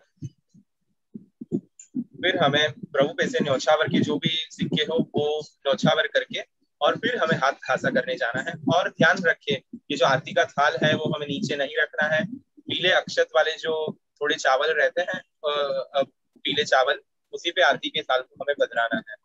ये नियम वल्लभ कुल बालकों की आरती में भी रहेगा। हो सकता है कि राईलून हम ना करें, आज्ञा ना दे तो राईलून ना भी करे तो चलेगा, लेकिन वल्लभ कुल बालकों की आरती में यही नियम रहेगा कि जो थाली की आरती करें तभी नीचे अक्षत रखें और फिर ही ये थाल हम उस पे रखें। और सभी लोग आरती का जो थाल जिन्होंने आरती करी है उसका हमें हाथ खासा खुले बगैर करना है। और जो अन्य लोग जिन्होंने स्पर्श भी किया है जो आरती कर रहा है उसे भी वो सभी लोगों को भी एक बार हाथ खासा करना है, क्योंकि हो सकता है कि आरती हो जाने के बाद हम कोई भी सेवा संबंधी वस्तु का स्पर्श करें, तो इसलिए हमें हाथ खासा करना आवश्यक है। दूसरी बात, चरण स्पर्श भी जब हम करें ठाकुर जी के या फिर गुरुदेव के तो हमें जो चरण स्पर्श कर लेते हैं फिर मस्तक पे और आंखों पे जो हाथ जो है वो लगाते हैं, फिर जो हाथ है वो हमें जो प्रसादी जल हो उसमें डिप कर देने हैं, मतलब थोड़े भिगो देने हैं। तो जो चरण स्पर्श किया है वो जल में मिल जाएगा और जल जब हम प्रसादी लेंगे तो सर्वांग हमें जो प्रभु का प्रसादी या गुरुदेव की प्रसादी है चरण स्पर्श, वो हमें प्राप्त होगी। फिर हमें हाथ खासा भूले बिगैर करने हैं। कई बार देखा गया है कि लोग चरण स्पर्श कर लेते हैं गुरुदेव के या फिर ठाकुर जी को, और हाथ खासा करना भूल जाते हैं। हाथ खासा बगैर आप कोई भी ठाकुर जी की सेवा संबंधी वस्तु का स्पर्श कैसे कर सकते हो? तो ये बात का हमें ध्यान रखना है कि हाथ खासा अवश्य रूप से करें आरती हो जाने के बाद, चरण स्पर्श हो जाने के बाद। अब हम आरती में दोहरा की आरती कैसे पाड़नी, वो एक छोटा सा एक सूक्ष्म प्रकार हम देखने का एक प्रयत्न करेंगे। અંકિત ભાઈ, हाँ, થોડુંક ડિસ્ટર્બન્સ આવે છે તમારા સાઉન્ડ માંથી. डिस्टर्बेंस આવે છે? હા, થોડુંક આમ. ओके, ऊपर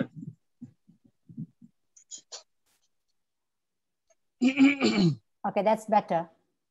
હવે બેટર? હા હા, ઓકે, મે બી અહીંયા કુલર ચાલુ હતું એના કારણે ડિસ્ટર્બન્સ મેબી. આવતું યસ હશે. Yes yes. હવે આપણે अभी हम दोहरा की आरती कैसे पाड़नी वो देखेंगे।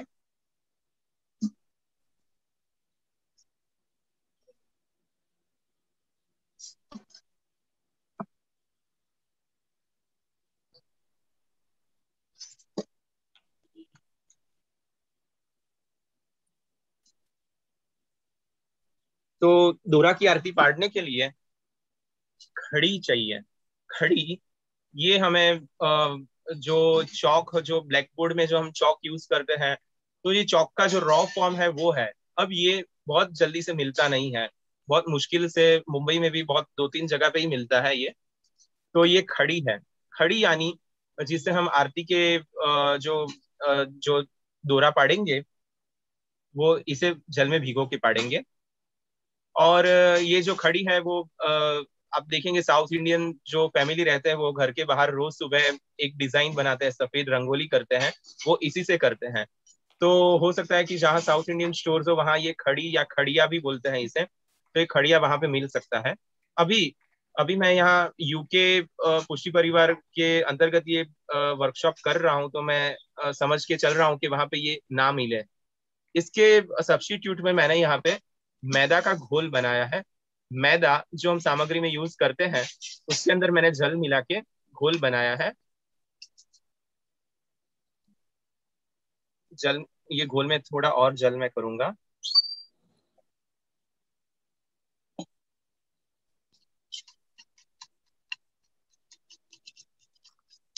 अगर आप खड़ी ले रहे हैं तो खड़ी को भी जल में भिगो के और डिसॉल्व करके करना रहता है।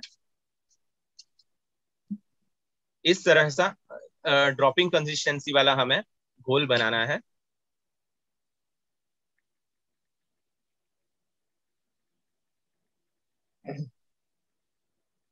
अब ऐसा मोटा वाला धागा हमें लेना है। अगर धागा ना हो तो फिर आपके पास जो सूतर रहता है, जो मोटा वाला सूतर बाजार में मिलता है वो भी ले सकते हैं। और ऐसा अगर मोटा वाला धागा हो तो भी ले सकते हैं। अगर मोटा धागा ना हो, सूतर भी ना हो, तो नॉर्मल धागे के 10-12 ट्विस्ट लेके ऐसा मोटा वाला धागा बना के हमें लेना है। हम थाली से थोड़ा सा बड़ा इसे छांट लेंगे। छांटना मतलब कट करना। मैंने पहले भी 1-2 बार बताया था कि हमारे यहाँ कोई भी चीज को ऐसे नहीं बोलते कि हम काट लेंगे। तो हम, हमारा जो शब्द प्रयोग है वह छांटना। छांटना यानी उसका मतलब एक टुकड़े में उसे डिवाइड करना। तो हमने इसे, ये धागे को ऐसे छांट लिया है। अब हम जो ये मैदा का जो घोल है इसके अंदर हम डिप करेंगे इसे। ऐसे दोनों उंगली पे मैंने ऐसे बांध लिया है और अब हम इसे ये घोल में डिप करेंगे।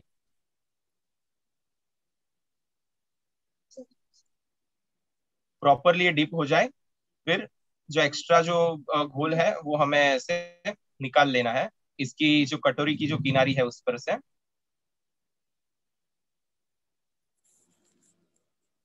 और अब थाली ब्रास मतलब कांसे की ही लेनी है, लेकिन इतनी सारी कांसा की थाली मेरे पास नहीं है, तो मैं ये डेमो के लिए मैं ये स्टील की थाली दिखा रहा हूँ। तो जो सेंटर हो थाली का उसमें हमें इसके दोरे पाड़ने हैं।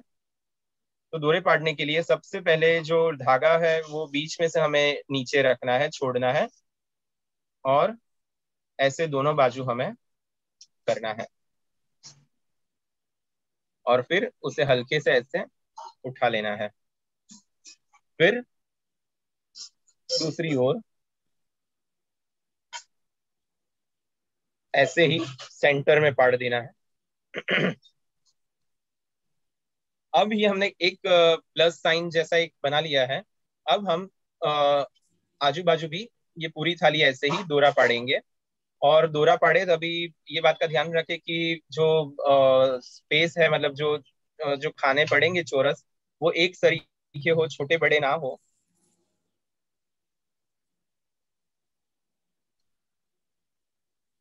अब ये डेमो सेशन है तो इसमें एकदम डिटेल में जाना प्रैक्टिकली पॉसिबल नहीं है, इसलिए मैं थोड़े बड़े खाने इसमें पाड़ रहा हूँ, क्योंकि ये सिर्फ एक आपको एक आइडिया आ जाए कि किस तरह से दोरे पाड़े जाते हैं।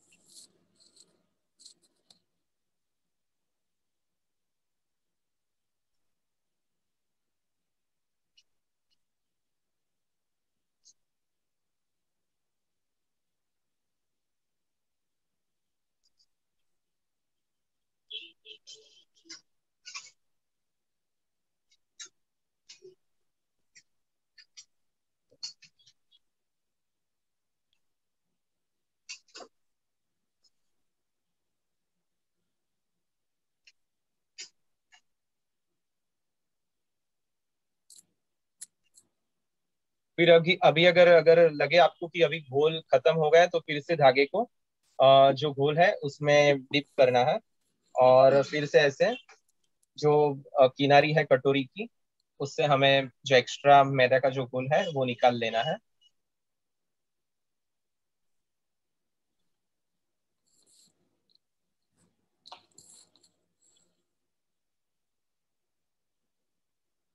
उत्सव के 15-20 दिन पहले से अगर हम आरती की तैयारी, मतलब साल की तैयारी करेंगे, तो उत्सव के अनुरूप आरती हम बना सकते हैं।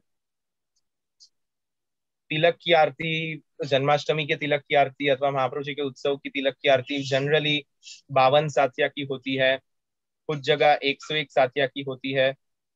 अष्टदल कमल की आरती भी हो सकती है। पलना के समय पलना की सजावट वाली आरती होती है। हिंडोला में हिंडोला वाली, हिंडोला में रोज आरती नहीं होती है, लगभग सभी घरों में पहले दिन और आखिरी दिन में ही आरती होती है हिंडोला में। यहाँ पर मैं बड़े बॉक्स बना रहा हूँ।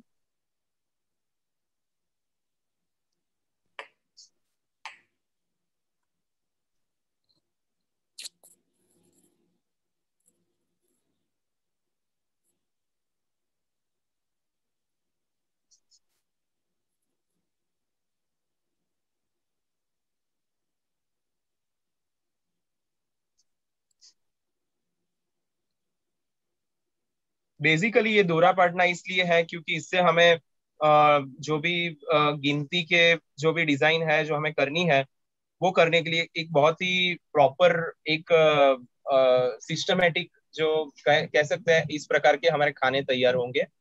तो जो भी हम स्वस्तिक या अष्टदल या जो भी डिजाइन करेंगे, वो एक प्रॉपर प्रोपोर्शन में बनेंगी हमारे।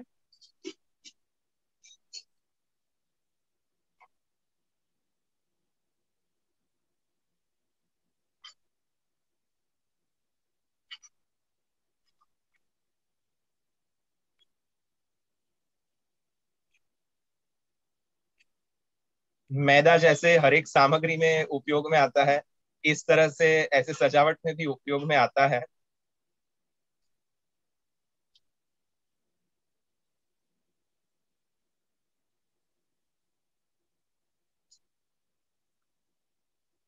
इस तरह से ये मैंने दोरे पाड़ लिए हैं, देख सकते हो ऐसे। अब जो साइड में जो हमारी उंगली के निशान पड़े हैं, वो हमें पोंछ के क्लीन कर लेने हैं अभी ही। अगर सूख जाने के बाद हम करेंगे तो अच्छी तरह से नहीं होंगे, तो पहले ही हमें इसे अच्छे से कपड़े से या हाथ से पोंछ लेना है।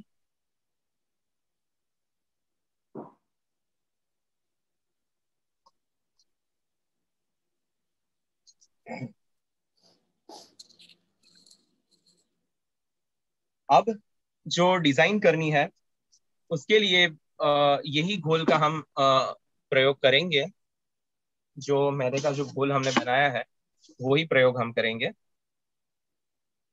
और मोती, इसमें जो मोती लगाने होते हैं वो चावल के आटे में जल मिला के उसके मोती बनाए जाते हैं, और चावल का आटा कड़क रखा जाता है और उसके मोती बनाए जाते हैं। मोती बहुत ही बारीक बनाए जाते हैं, और मोती बन जाने के बाद मंदिरों में उसके चलने होते हैं, मतलब चालनी होती है। चालनी में वो मोती को अलग अलग साइज के अकॉर्डिंगली अलग अलग करा जाता है। एक सरीखे मोती जो छोटे रहते हैं वो अलग डिब्बे में भरे जाते हैं, ऐसे मोती का प्रकार है। अब गुरु से हमें ऐसे करने जाना, शायद मुझे लगता है कि आज के समय में जहाँ परिवार में एक सदस्य ही सेवा में हो या दो सदस्य हो, तो ये सब करना कठिन है। तो उसके लिए मैंने यहाँ पे जो बाजार में जो मोती मिलते हैं, आर्टिफिशियल मोती, वो हमने लिए हैं। वल्लभ कुल के घरों में प्रस्ताव वगैरह में जो मोती लेते हैं वो सच्चे खाखो मोती भी वहां पे आरती में लेते हैं। माणिक पन्ना के नंग भी आरती की सजावट में लेते हैं। तो जैसी सामर्थ्य आपकी, लेकिन हम अभी यहाँ पे ये जो आर्टिफिशियल मोती जो मिलते हैं बाजार में वो हमने लिए हैं, छोटी साइज वाले। तो अब हम एक बेसिक स्वस्तिक की डिजाइन में छोटी सी करके दिखा रहा हूँ। पूरी आरती करना तो शक्य नहीं है। ये जो आके जो हमने पाड़े हैं वो सूख जाने चाहिए, मतलब एक दिन ये थाली सूख जाए फिर हम आरती की डिजाइन कर सकते हैं। लेकिन अभी इंस्टेंटली ये मुझे दिखाना, इसलिए मैं इसी के ऊपर कर रहा हूँ। तो सेंटर का जो पॉइंट है वो ये सेंटर पॉइंट है, सेंटर पॉइंट हमें याद रखना है। अब हमें मोती चिपकाने के लिए यहाँ पे हमें स्वस्तिक करना है। तो पहले एक प्लस साइन में हम ऐसे ये घोल को लगाएंगे।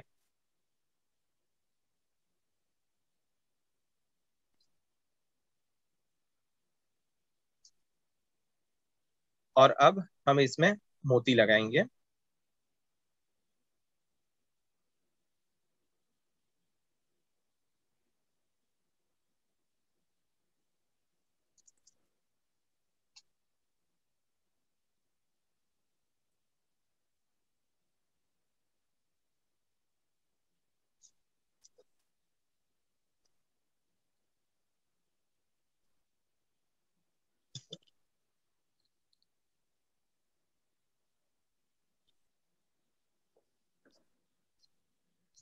ऐसा हमें प्रयत्न करना चाहिए कि जो मोती के जो छेद हैं वो साइड में हो जाए और वो ऊपर दिखे नहीं।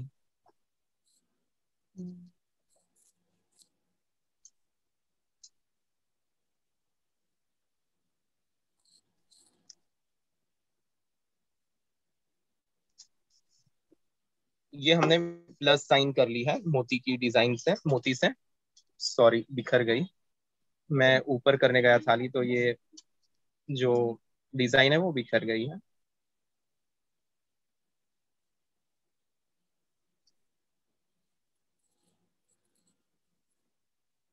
अब हम ये जो प्लस साइन करी है वो एक बॉक्स में करी है। अब हम दो बॉक्स आगे बढ़ेंगे।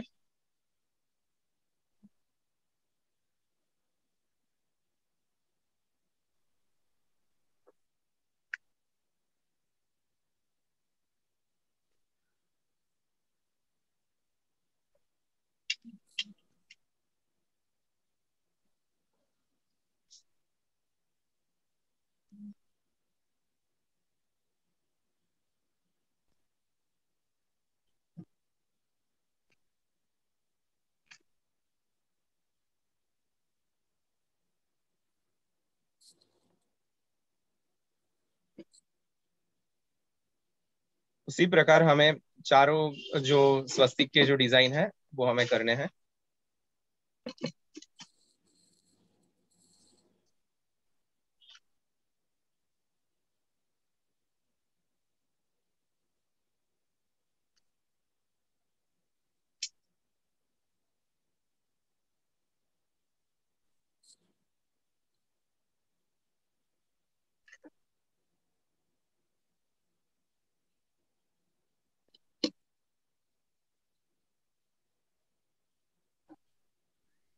जो प्लस साइन हमने करी थी वो एक बॉक्स में हमने करी थी। अभी जो ऊपर की जो दूसरी जो आडी लाइन जो चारों ओर करनी है वो हम 2 बॉक्स में कर रहे हैं।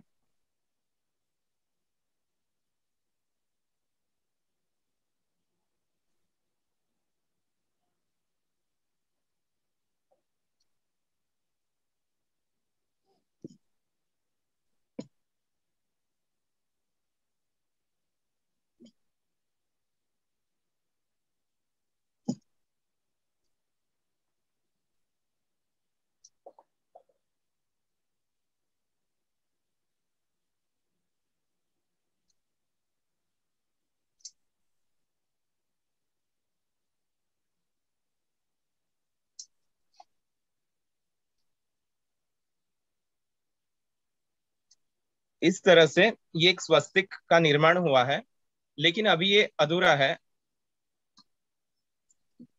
अभी और हमें आगे थोड़ा सा और 2 मिनट में लूंगा ये कंप्लीट करने के लिए स्वस्तिक।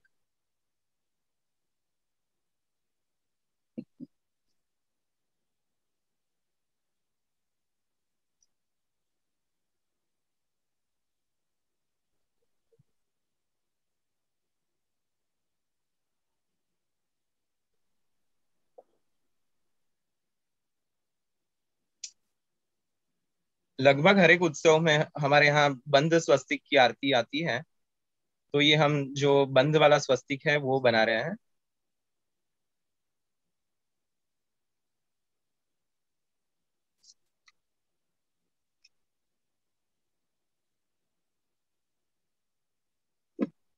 ये एक स्वस्तिक कंप्लीट हो जाएगा, फिर आपको एक प्रॉपर आइडिया आ जाएगा कि मैंने ये डिजाइन कैसे करी है। मैं भी अभी कर रहा हूँ इसलिए ख्याल नहीं आएगा थोड़ा।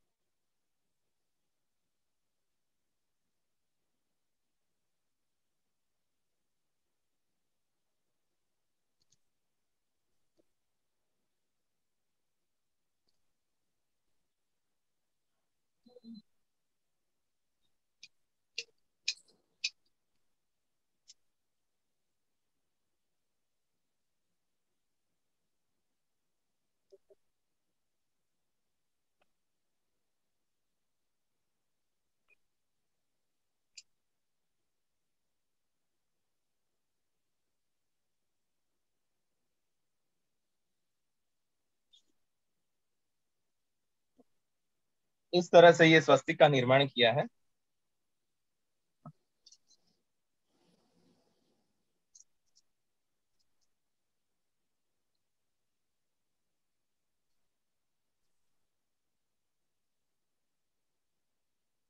अब हम इसमें रंग भरेंगे।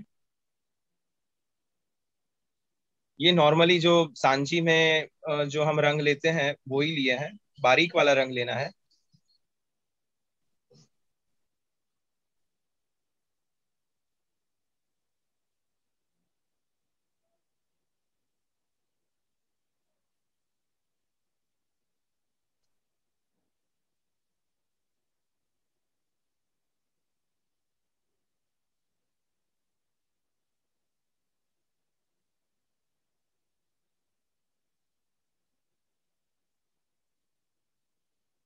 इस तरह से ये स्वस्तिक हमने किया है, बंद वाला स्वस्तिक। अब इसके बाहर की जो भी डिजाइन होगी वहां पे हमें एक डार्क शेड लेना है, जैसे कि लाल कलर या फिर हरा रंग, ऐसा लाइट और डार्क ऐसा कॉम्बिनेशन हमें ये ध्यान रखना है कि आरती की थाल जब बनावे तभी करें। अभी आगे का प्रोसेस में करने जाऊंगा तो वीडियो अपना जो वर्कशॉप है बहुत बड़ा हो जाएगा, इसलिए एक शॉर्ट डेमो मैंने देने का प्रयत्न कर रहा हूँ कि इस प्रकार से पूरा आरती का थाल बनाया जाता है।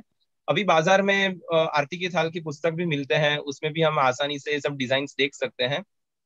इसमें कुछ चीजों का ध्यान रखना है, वो ये है कि आरती के थाल जो हम उत्सव के दिनों में आते हैं, तो इसमें कोई भी ऐसे रंग नहीं लेने हैं जो उत्सव के अनुरूप ना हो, जैसे कि डार्क ब्लू कलर अथवा तो डार्क पर्पल कलर, ऐसे जो भी शेड्स है वो हो सके तो हमें नहीं लेने हैं।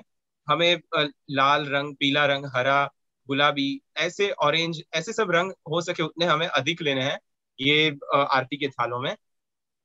ब्लैक, ब्राउन, डार्क पर्पल, ऐसे कलर हो सके उतने हमें अवॉइड करने हैं। दूसरी बात, ये जो आरती के थाल है उसमें एक प्रॉपर गिनती होती है। जैसे कि अभी यहाँ पर मैंने बहुत मोटे ये जो आके हैं बनाए हैं, दोहरे पाड़े हैं, लेकिन अगर आप सिस्टमेटिकली प्रॉपरली एक प्रकार से करोगे तो 2 मोती और 3 मोती ऐसी गिनती पूरे आरती के थाल में आपकी रहेगी। इसमें एक लाइन में 5 मोती आ गए ऐसे नहीं होना चाहिए। फॉर एग्जाम्पल, एक बॉक्स हमने लिया है तो एक बॉक्स में 2 मोती आएंगे और दूसरे दूसरे बॉक्स में 3 मोती आएंगे। तो जब ये तीसरा मोती ज्वाइंट होगा तो ऑटोमेटिकली 3 3 मोती दिखेंगे। प्रैक्टिकली होगा एक बॉक्स में 2 और एक बॉक्स में 3 मोती, लेकिन जब तीसरा मोती ज्वाइंट होगा तो 3 3 मोती होंगे, ऐसे दिखेंगे। इस प्रकार से ये मोती की गिनती का ध्यान रखते हुए हमें ये दोहरा की आरती की सारी डिजाइन पार्टनी है, तो ही हमारी जो प्रॉपर जो सारी डिजाइन है वो बनेगी। अभी ये इतने छोटे से ताल में अगर हम 101 स्वस्तिक कहे तो शक्य नहीं होगा। इसमें 9 स्वस्तिक या फिर 5 अष्टदल, वो सब इसमें करना शक्य हो पाएगा, लेकिन 52 स्वस्तिक अथवा तो 101 स्वस्तिक वो करना इसमें प्रैक्टिकली पॉसिबल नहीं है। तो उसके लिए बड़े थाल होते हैं, तो बड़े थालों में उस प्रकार से गिनती के स्वस्तिक और किया जाता है। अब दूसरी बात का ये ध्यान हमें रखना है कि जो कांसे की थाली लिए हम,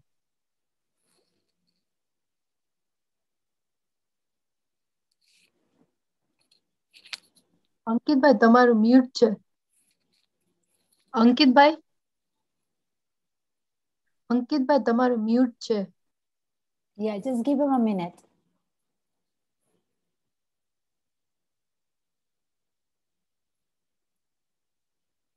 Has he got signed off?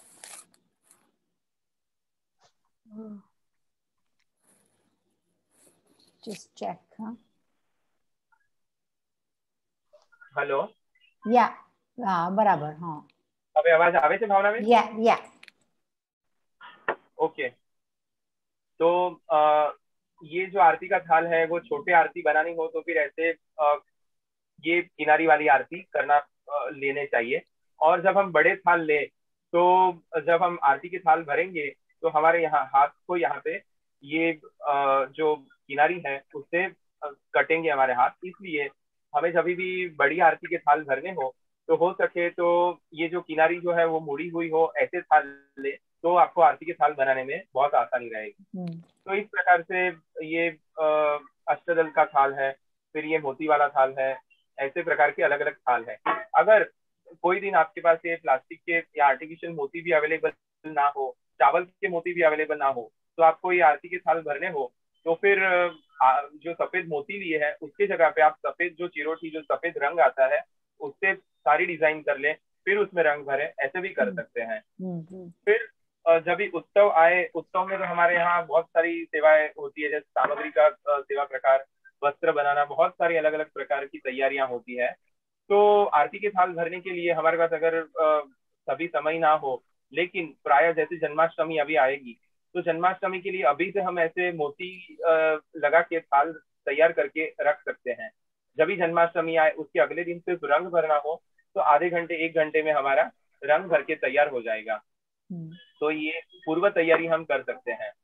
और जब ये आरती हो जाए तो ये आरती के थाल को हमें जल में भिगो देना है, तो जो सारे मोती है वो निकल जाएंगे और आर्टिफिशियल जो मोती लिए हैं वो हम रीयूज कर सकते हैं खाता करके। अगर चावल के मोती लिए हैं तो हमें रीयूज नहीं करने हैं, वो तो हमें जल में घोल ही देने हैं। तो और दूसरी बात ये कि आरती के थाल ऐसे परमानेंटली बना के रख देने और हर वक्त वो ही उतारने, हो सके तो वो अवॉइड कीजिए। अगर ना कर पाए तो ऐसी थाली कीजिए, लेकिन एक ही एक थाल हर एक उत्सव में रीयूज करना, ये थोड़ा हमारे यहाँ के प्रकार से थोड़ा विपरीत हो रहा है। तो हो सके तो वो अवॉइड कीजिए और ये प्रकार के थाल बनाने का प्रयत्न कीजिए। बाकी ये तो हमने जो देखा वो आपने देखा होगा, गिन के 2 या 3 मिनट में ही ये तैयार हो गया ये थाल। तो ये प्रकार से हमने आरती का प्रैक्टिकल सेशन भी देखा। अब जो भी प्रश्न हो तो प्रश्न आप पूछिए, तो जो भी क्वेरीज हो वो एक मैं प्रयत्न करूंगा सॉल्व करने का। Tejal, you can Yes. start asking. Okay.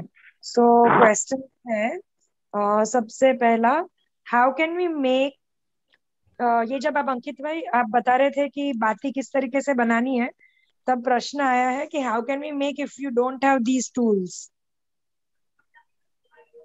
Okay, देखिए बेसिकली ये पाटिया और डट्टा तो बत्ती बनाने के लिए उपयोग में चाहिए ही। वो ना हो तो बत्ती बनाना थोड़ा मुश्किल हो जाएगा। अभी ऑप्शन अगर पूछ ही रहे हो तो ऑप्शन में हम ऐसा कर सकते हैं कि कोई रफ लकड़ी का पाटिया हो वो ले लीजिए, और घर में गुजराती घरों में जनरली भाकरी बनाने के लिए अथवा खाकरा बनाने के लिए जो डट्टा होता है उसका प्रयोग करके आप का एक प्रयत्न कर सकते हैं। और जो मैंने स्टिक ली है वो आप ऊन के कपड़े बुनने के लिए जो बाजार में मिलते हैं, ऑनलाइन भी मिल जाएंगे, वो तार का उपयोग कर सकते हैं। बाकी जो मैंने कहा वैसे वो खाखरा बनाने वाला डट्टा और घर की जो रोटी बनाने वाला बेलने वाला जो चकला रहता है उससे आप कर सकते हैं, लेकिन इतना अच्छा कड़क बत्ती बन के अच्छा रिजल्ट नहीं आएगा। लेकिन एक सब्स्टिट्यूट के रूप में आप वो कर सकते हैं। ओके, नेक्स्ट क्वेश्चन है कि what ratio kapur to ghee please? अगर आपने 1 कटोरी घी गरम करके रखा है, आपकी लगभग 20 से 25 बत्ती अगर आपको भिगोनी हो, तो 1 कटोरी घी हमने गरम किया है, तो कह सकते हैं कि इतना 2 से 3 चने जितने की साइज जितना हम कपूर का पाउडर उसमें मिलाए, ये प्रोपोर्शन रहेगा। कह सकते हैं कि हाफ 1 टीस्पून जितना कपूर का पाउडर 1 कप घी के घोले हुए घी में पधराया जाएगा। ओके, कासे की थाली in English to order online? You can say bronze thali अथवा ब्रास थाली। ब्रास थाली पीतल की आएगी और ब्रॉन्ज थाली जो कांसा है उसकी थाली। Okay, I missed how many times to do aarti of each area of Thakur ji? 7 वक्त प्रभु के चरणारविंद, 7 वक्त प्रभु के मुखारविंद, और छेल्लो जो लास्ट में जो एक जो आएगा वो पूरे सर्वांग श्रीअंग में करा जाएगा। लेकिन जो नित्य की आरती है वो तो आरती की आर्या चले तब तक करी जाती है। मुख्यतया यही प्रकार है। Okay, during hindola do we have to do thali की आरती एवरी डे? नहीं, आरती की थाली हिंडोला में रोज आरती नहीं होती है। आरती पहले दिन और आखिरी दिन हिंडोला के ही आरती होती है, और जो 5वां कीर्तन हो हिंडोला का तभी आरती पहले और छेल्ले दिन दोनों वक्त होती है। बाकी रोज हिंडोला में आरती नहीं होती है। शायद कोई एकाध घर में अपवाद रूप तय हो तो मुझे मालूम नहीं है, बाकी जनरली सभी घरों में यही प्रकार है। I think next one is for पुष्टि परिवार की अति सुंदर। प्लीज शेयर इन ग्रुप और YouTube. I am from DPP Dubai पुष्टि परिवार। I think that is for पुष्टि परिवार। Yes, we will be recording this and we will send you the link on YouTube. So it will be stored there. And we are also making a template like we did the Bastak Shingar. Every detail will be written down and that template will be distributed as well. So you can use it in Pushti Parivar, Dubai and Muscat and everywhere. We will be sharing that. So thank you for asking that. Okay. खड़ी वो जो आपने खड़ी बताई थी अंकित भाई, वो एक प्रश्न है, खड़ी मुंबई में क्या मिलसे? मुंबई में ये भुलेश्वर में जो लाल बाबा का मंदिर है वहाँ पे जो अपरस की सारी सामग्री मिलती है वहां पे ये बहुत आसानी से मिल जाता है खड़िया, उसे खड़ी या फिर खड़िया कहेंगे तो आपको देंगे, अथवा पूजा पा की जो कोई भी बड़ी दुकान रहेगी वहां पर भी ये मिल जाएगा।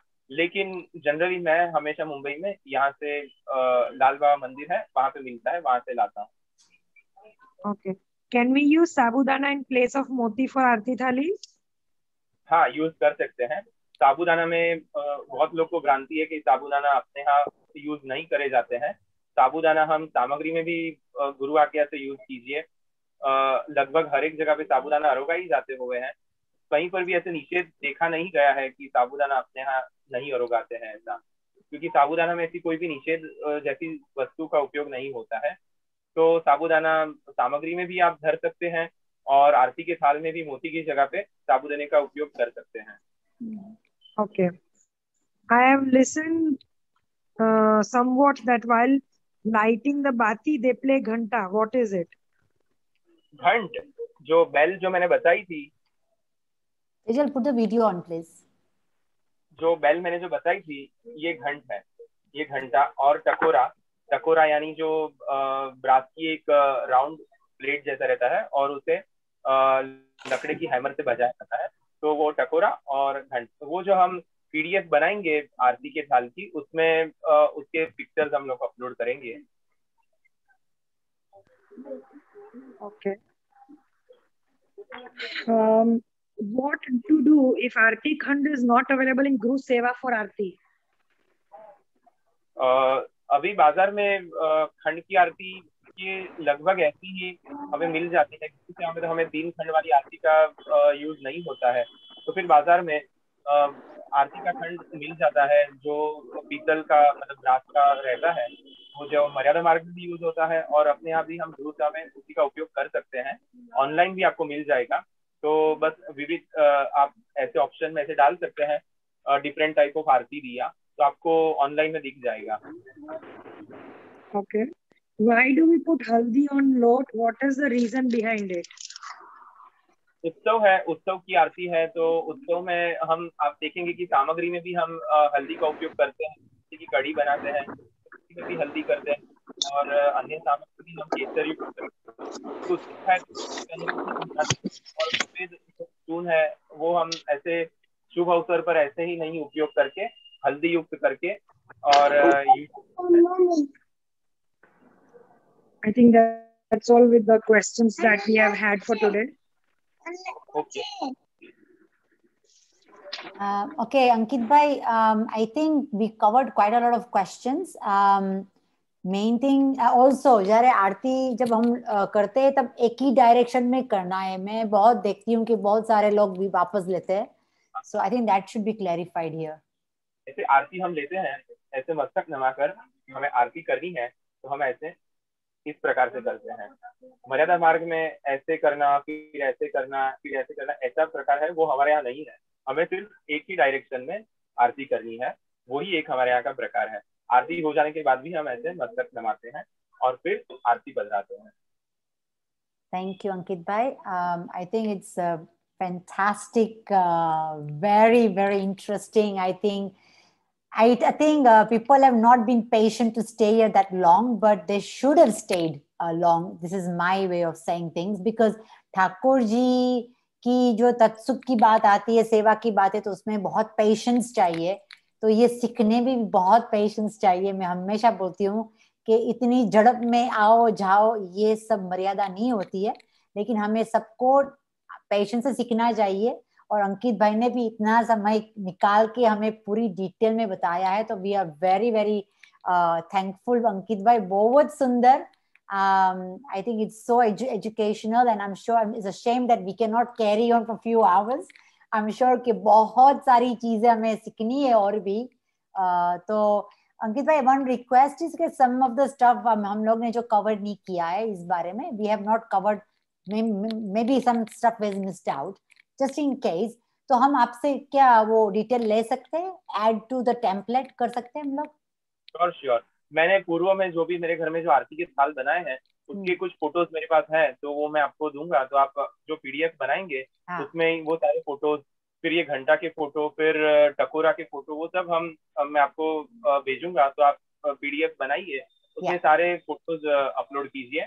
फिर आरती के थाल में दोहरा करे हुए फोटो भी मैं भेजूंगा, तो जिससे लोगों को एक अंदाजा आएगा कि किस प्रकार से दोहरा पाड़े जाते हैं। फिर जो बत्ती बनाने के लिए जो हमने पाटिया और कट्टा का उपयोग किया है, वो सारे फोटोज भी मैं भेजूंगा, तो आप पीडीएफ में जरूर से वो सब ऐड कीजिए। तो एक कंप्लीट पीडीएफ आरती के रिलेटेड बन जाएगी। तो सारे यंग जनरेशन को और अभी की जो नई जो पीढ़ी है उनके लिए बहुत ही ये उपयोगी रहेगी। तो आगे हम ये कार्य कर सकते हैं। Thank you so much, Ankit bhai, and I am sure के people have appreciated. We are saying that is very informative. सबके मैसेज आ रहे हैं, and this is so for me it's very excited. बधाई आपको छू तमने, because I am very excited कि ये मेरा मनोरथ था कि मुझे भी बहुत सारी चीजें सीखनी थी, क्योंकि हमारे लोग बहुत सारे यहाँ पूछते हैं क्वेश्चन वगैरह, तो मेरे पास भी इतनी सारी इंफॉर्मेशन नहीं होती है, लेकिन रिकैप करनी बहुत जरूरी होती है ये सब चीजें। तो thank you again, I am very thrilled. I was sitting here with my mouth open कि my God, so much to learn. અંકિતભાઈ, અને આપણે ગુજરાતીમાં થોડુંક બોલું છું કે આપણે ઠાકોરજીની સેવાને બહુ સરળ રીતે લઈ લીધું છે આજના સમયમાં. तो हमें ये सोचना चाहिए कि और क्या क्या सीखे जो सेवा में ठाकुर जी को, हमें जाके ठाकुर जी हमें सामने मुखारविंद, उनकी मुखारविंद में हमें स्माइल दिखे कि देखो ये पगली कुछ और सीख के मेरे पास आई है. So I just feel that it is very. हाँ, 2 मिनट में भी कुछ बोलना चाहता हूँ। पुष्टि मार्ग जो है वो धैर्य का मार्ग है। जैसे आपने बताया कि बहुत लोग ने ग्रुप मतलब ये जूम मीटिंग लेफ्ट करी कि धैर्य नहीं है, तो पुष्टि मार्ग से बहुत ही इसमें धैर्य, हर एक सेवा श्रृंगार, हर एक सामग्री बनाने में, सभी चीजों में अगर आप में धैर्य आ गया तो समझिए कि आपकी 50% आपकी जो सामग्री है वो बन गई। बस एक धैर्य आना बहुत जरूरी है, कोई भी चीज बनाए। और दूसरी बात ये कि पुष्टि मार्ग है वो महापुरुष ने प्रकट किया है, तो कीर्तन में भी आता है, सेवा रस सागर प्रगटायो। तो सेवा जो है वो सागर है। जैसे हरि अनंत, हरि कथा अनंत है, वैसे सेवा भी एक सागर रूप है। इसमें हम कितना भी करें कम ही रहेगा। और कभी भी हमें ऐसी संतुष्टि नहीं हो जानी चाहिए कि हमने बहुत सेवा कर ली बस हो गया, ऐसे कभी भी संतुष्टि नहीं होनी चाहिए। हमारे में हमेशा एक आरती रहनी चाहिए कि और हमें क्या करना है प्रभु के लिए, और किस प्रकार से हम नवीन रूप से लाड लड़ाए। तो अभी जो यंग जनरेशन है, तो हम देख सकते हैं बहुत ही आज की यंग युवा पीढ़ी एक्साइटेड है भगवत सेवा में आने के लिए। तो उनके पोषण रूप, जैसे पुष्टि परिवार यूके ने बहुत सारे सुंदर सुंदर आयोजन किए हैं, उसमें रिसेंटली जो पीडीएफ फाइल्स जो बनाई है श्रृंगार की, वो बहुत ही सराहनीय है। जो भी जूम मीटिंग में या यूट्यूब में सुन रहे हैं, तो आप जरूर से ये पीडीएफ फाइल आप व्हाट्सएप पे मंगवाए और देखें। तो हर एक फोटोज और उसके साथ वो श्रृंगार की सारी माहिती वो पीडीएफ फाइल में दी हुई है। तो ये भावना बेन का बहुत ही एक सुंदर प्रयत्न रहा है और सक्सेस भी हुए हैं ये प्रयत्न में, बहुत लोगों ने अप्रिशिएट भी किया है। लेकिन जो लोग ने अभी तक ये नहीं देखी, तो जरूर से आप ये पीडीएफ फाइल देखिए। शॉर्ट में सारा का सारा इंफॉर्मेशन वो श्रृंगार संबंधी दिया हुआ है। तो उसी प्रकार हम आरती के भी पीडीएफ बनाएंगे, तो आगे के लोगों को वो देखने मिलेगा। और ये सारा रिकॉर्डिंग पुष्टि परिवार यूके अपनी चैनल पे यूट्यूब पे अपलोड करेंगे। तो जो आज जूम पे नहीं जुड़ पाए हैं वो यूट्यूब पे भी आगे रिकॉर्डिंग सुन सकते हैं। पहले हमने 2 ऐसे वर्कशॉप किए हैं जिसमें एक अपरस संबंधी और एक मेन संबंधी किया हुआ है, वो भी पुष्टि परिवार यूके के चैनल पे अपलोड है, तो आप देख सकते हैं। और भी अन्य पूज्य श्री यदुनाथ बाबा के वचनामृत और भी जो भी सारे आयोजन किए हुए हैं, वो सारे यूट्यूब के चैनल पे अपलोड किए हुए हैं, तो आप सब उसका लाभ ले सकते हैं। तो भावना बेन, अभी आगे आप समापन कीजिए ये वर्कशॉप का। यस, थैंक यू अंकित भाई। अगेन वी मस्टंट फॉरगेट कि ये जो हुआ है जय श्री की कृपा से, उनकी आज्ञा से, उनकी मोटिवेशन से हमें हमेशा ये प्लेटफॉर्म पुष्टि परिवार का दिया हुआ है। तो जय श्री को कोटि कोटि दंडवत प्रणाम। बहू जी भी इतना सुंदर, उनका भी शिविर चलता है, उनको भी जूम में पधरामणी होती है, वो भी बहुत मेहनत करके लोगों तक सब इंफॉर्मेशन सिखाते रिलेटेड पुष्टि मार्ग। तो ये लोग मीन्स कि ये परिवार बहुत ही कृपाणु है कि वैष्णव को और लाभ मिले। तो हमारे सभी पीयू के टीम से सभी वैष्णव जहाँ जोड़े हुए सभी मिलके उनके युगल चरण के दोनों युगल स्वरूप के चरण में दंडवत प्रणाम करेंगे। और हमारे घर के विराजमान ठाकुर जी को कैसे भूल सकते हैं, तो उनकी भी बहुत कृपा है, तो वो हमारे हृदय में विराजमान यहाँ बैठ के वो भी हमें सिखाते हैं कुछ ना कुछ, तो उनके चरणों में भी दंडवत प्रणाम। और आखिर में हम लोग I like to say thank you to Tejal for being here for at the anchoring. She's from India as well. She's taken some time out. Krishna is handling the Zoom today. Thank you, Krishna. We are all family related. We all got kids, and I think it's a fantastic family atmosphere here. तो हम लोग साथ में बैठ के बहुत साथ में बैठ के सीखते हैं। तो हम एंड में we will do आश्रय पद. Tejal, you want to say something? Yeah, just one more question that had come to me कि चावल की जो वो बनाते हैं गोली, तो क्या उसमें सिर्फ पानी ही मिलाते हैं या और कुछ भी मिलाते हैं? हाँ, सिर्फ पानी ही मिलाया जाता है। वो सफेद ही रहेगा क्योंकि हमें मोती बनाने हैं, तो फिर वो सफेद ही रखना है। उसमें हल्दी या और कुछ तेल घी कुछ नहीं मिलाना है। लेकिन जो हमने चून अभी बांधा दीवले के लिए, उसमें हल्दी के संग थोड़ा सा हमने घी भी मिलाया है, उससे रंग ज्यादा बेहतर आता है इसलिए। लेकिन मोती में तो सिर्फ जल ही मिलाना है। Okay, I think all the questions are covered. I would like to once again thank, first of all, Pushti Parivar UK for organizing this Shibir, and Bhavna Aunty, thank you so much for coming up with such great ideas. I think it really motivates people like us, to take how to take Pushti Marg forward, how to understand these basic things. And I think you very rightly said कि कई बार हम लोग बहुत ही simple ले लेते हैं सेवा की, हाँ सेवा में क्या है, बस ये कर दिया हो गया, जैसे कि as if we are doing an honor for Shri Thakur ji rather than we being honored, So I think it's very, very important. So I really thank on behalf of everyone. Such good shibirs are being organized for us. Thank you, Ankit Bhai, for getting in touch with Pushti Parivar UK and agreeing to do such great shibirs. And the knowledge you share with us is immense. And I think, as Bhavna Aunty very rightly said, कि ये लगता है कि we really हमारा मुंह खुला रह जाता है कि oh wow, अब और क्या कितना सीखने को मिलेगा, कितनी भावनाएं होंगी. So I think it's really important that we are on this platform, and luckily I know that Corona is not a good time, but as JJ says that look at the positive in every situation. So I think for us all it has been a blessing in disguise, because अगर ये corona नहीं होता तो शायद ये zoom शिविर शायद नहीं हो पाती. So I consider lucky कि ये हुआ, तो जूम शिविर हुई, तो जाके लोग सब शुरू कर दिया मानना कि हाँ चलो ठीक है जूम पे करेंगे हम. So thank you. In that way we could get in touch with Ankit Bhai. You came here, and thank you so much once again for honoring us with your presence. Bhavna Aunty, on behalf of all the Vaishnavas present here or on YouTube, as Bhavna has already said, Dandat Pranam to the Jayashri and the whole Parivar, and Jai Shri Krishna to all of you. And on behalf of Pushti Parivar UK, I thank you all for attending it and for supporting us in such type of events. And we hope that you keep on supporting us and keep bringing such good ideas in future as well. Bhavna Aunty, shall we move ahead with the Ashrayનો Pad? Yeah, Ankit Bhai, તમે આજે સુંદર આટલો લાભ આપ્યો છો, તો તમે જ આશ્રય પદ બોલીને આપણે એન્ડ કરીએ. જરૂર. दृढ़ इन चरणन केरो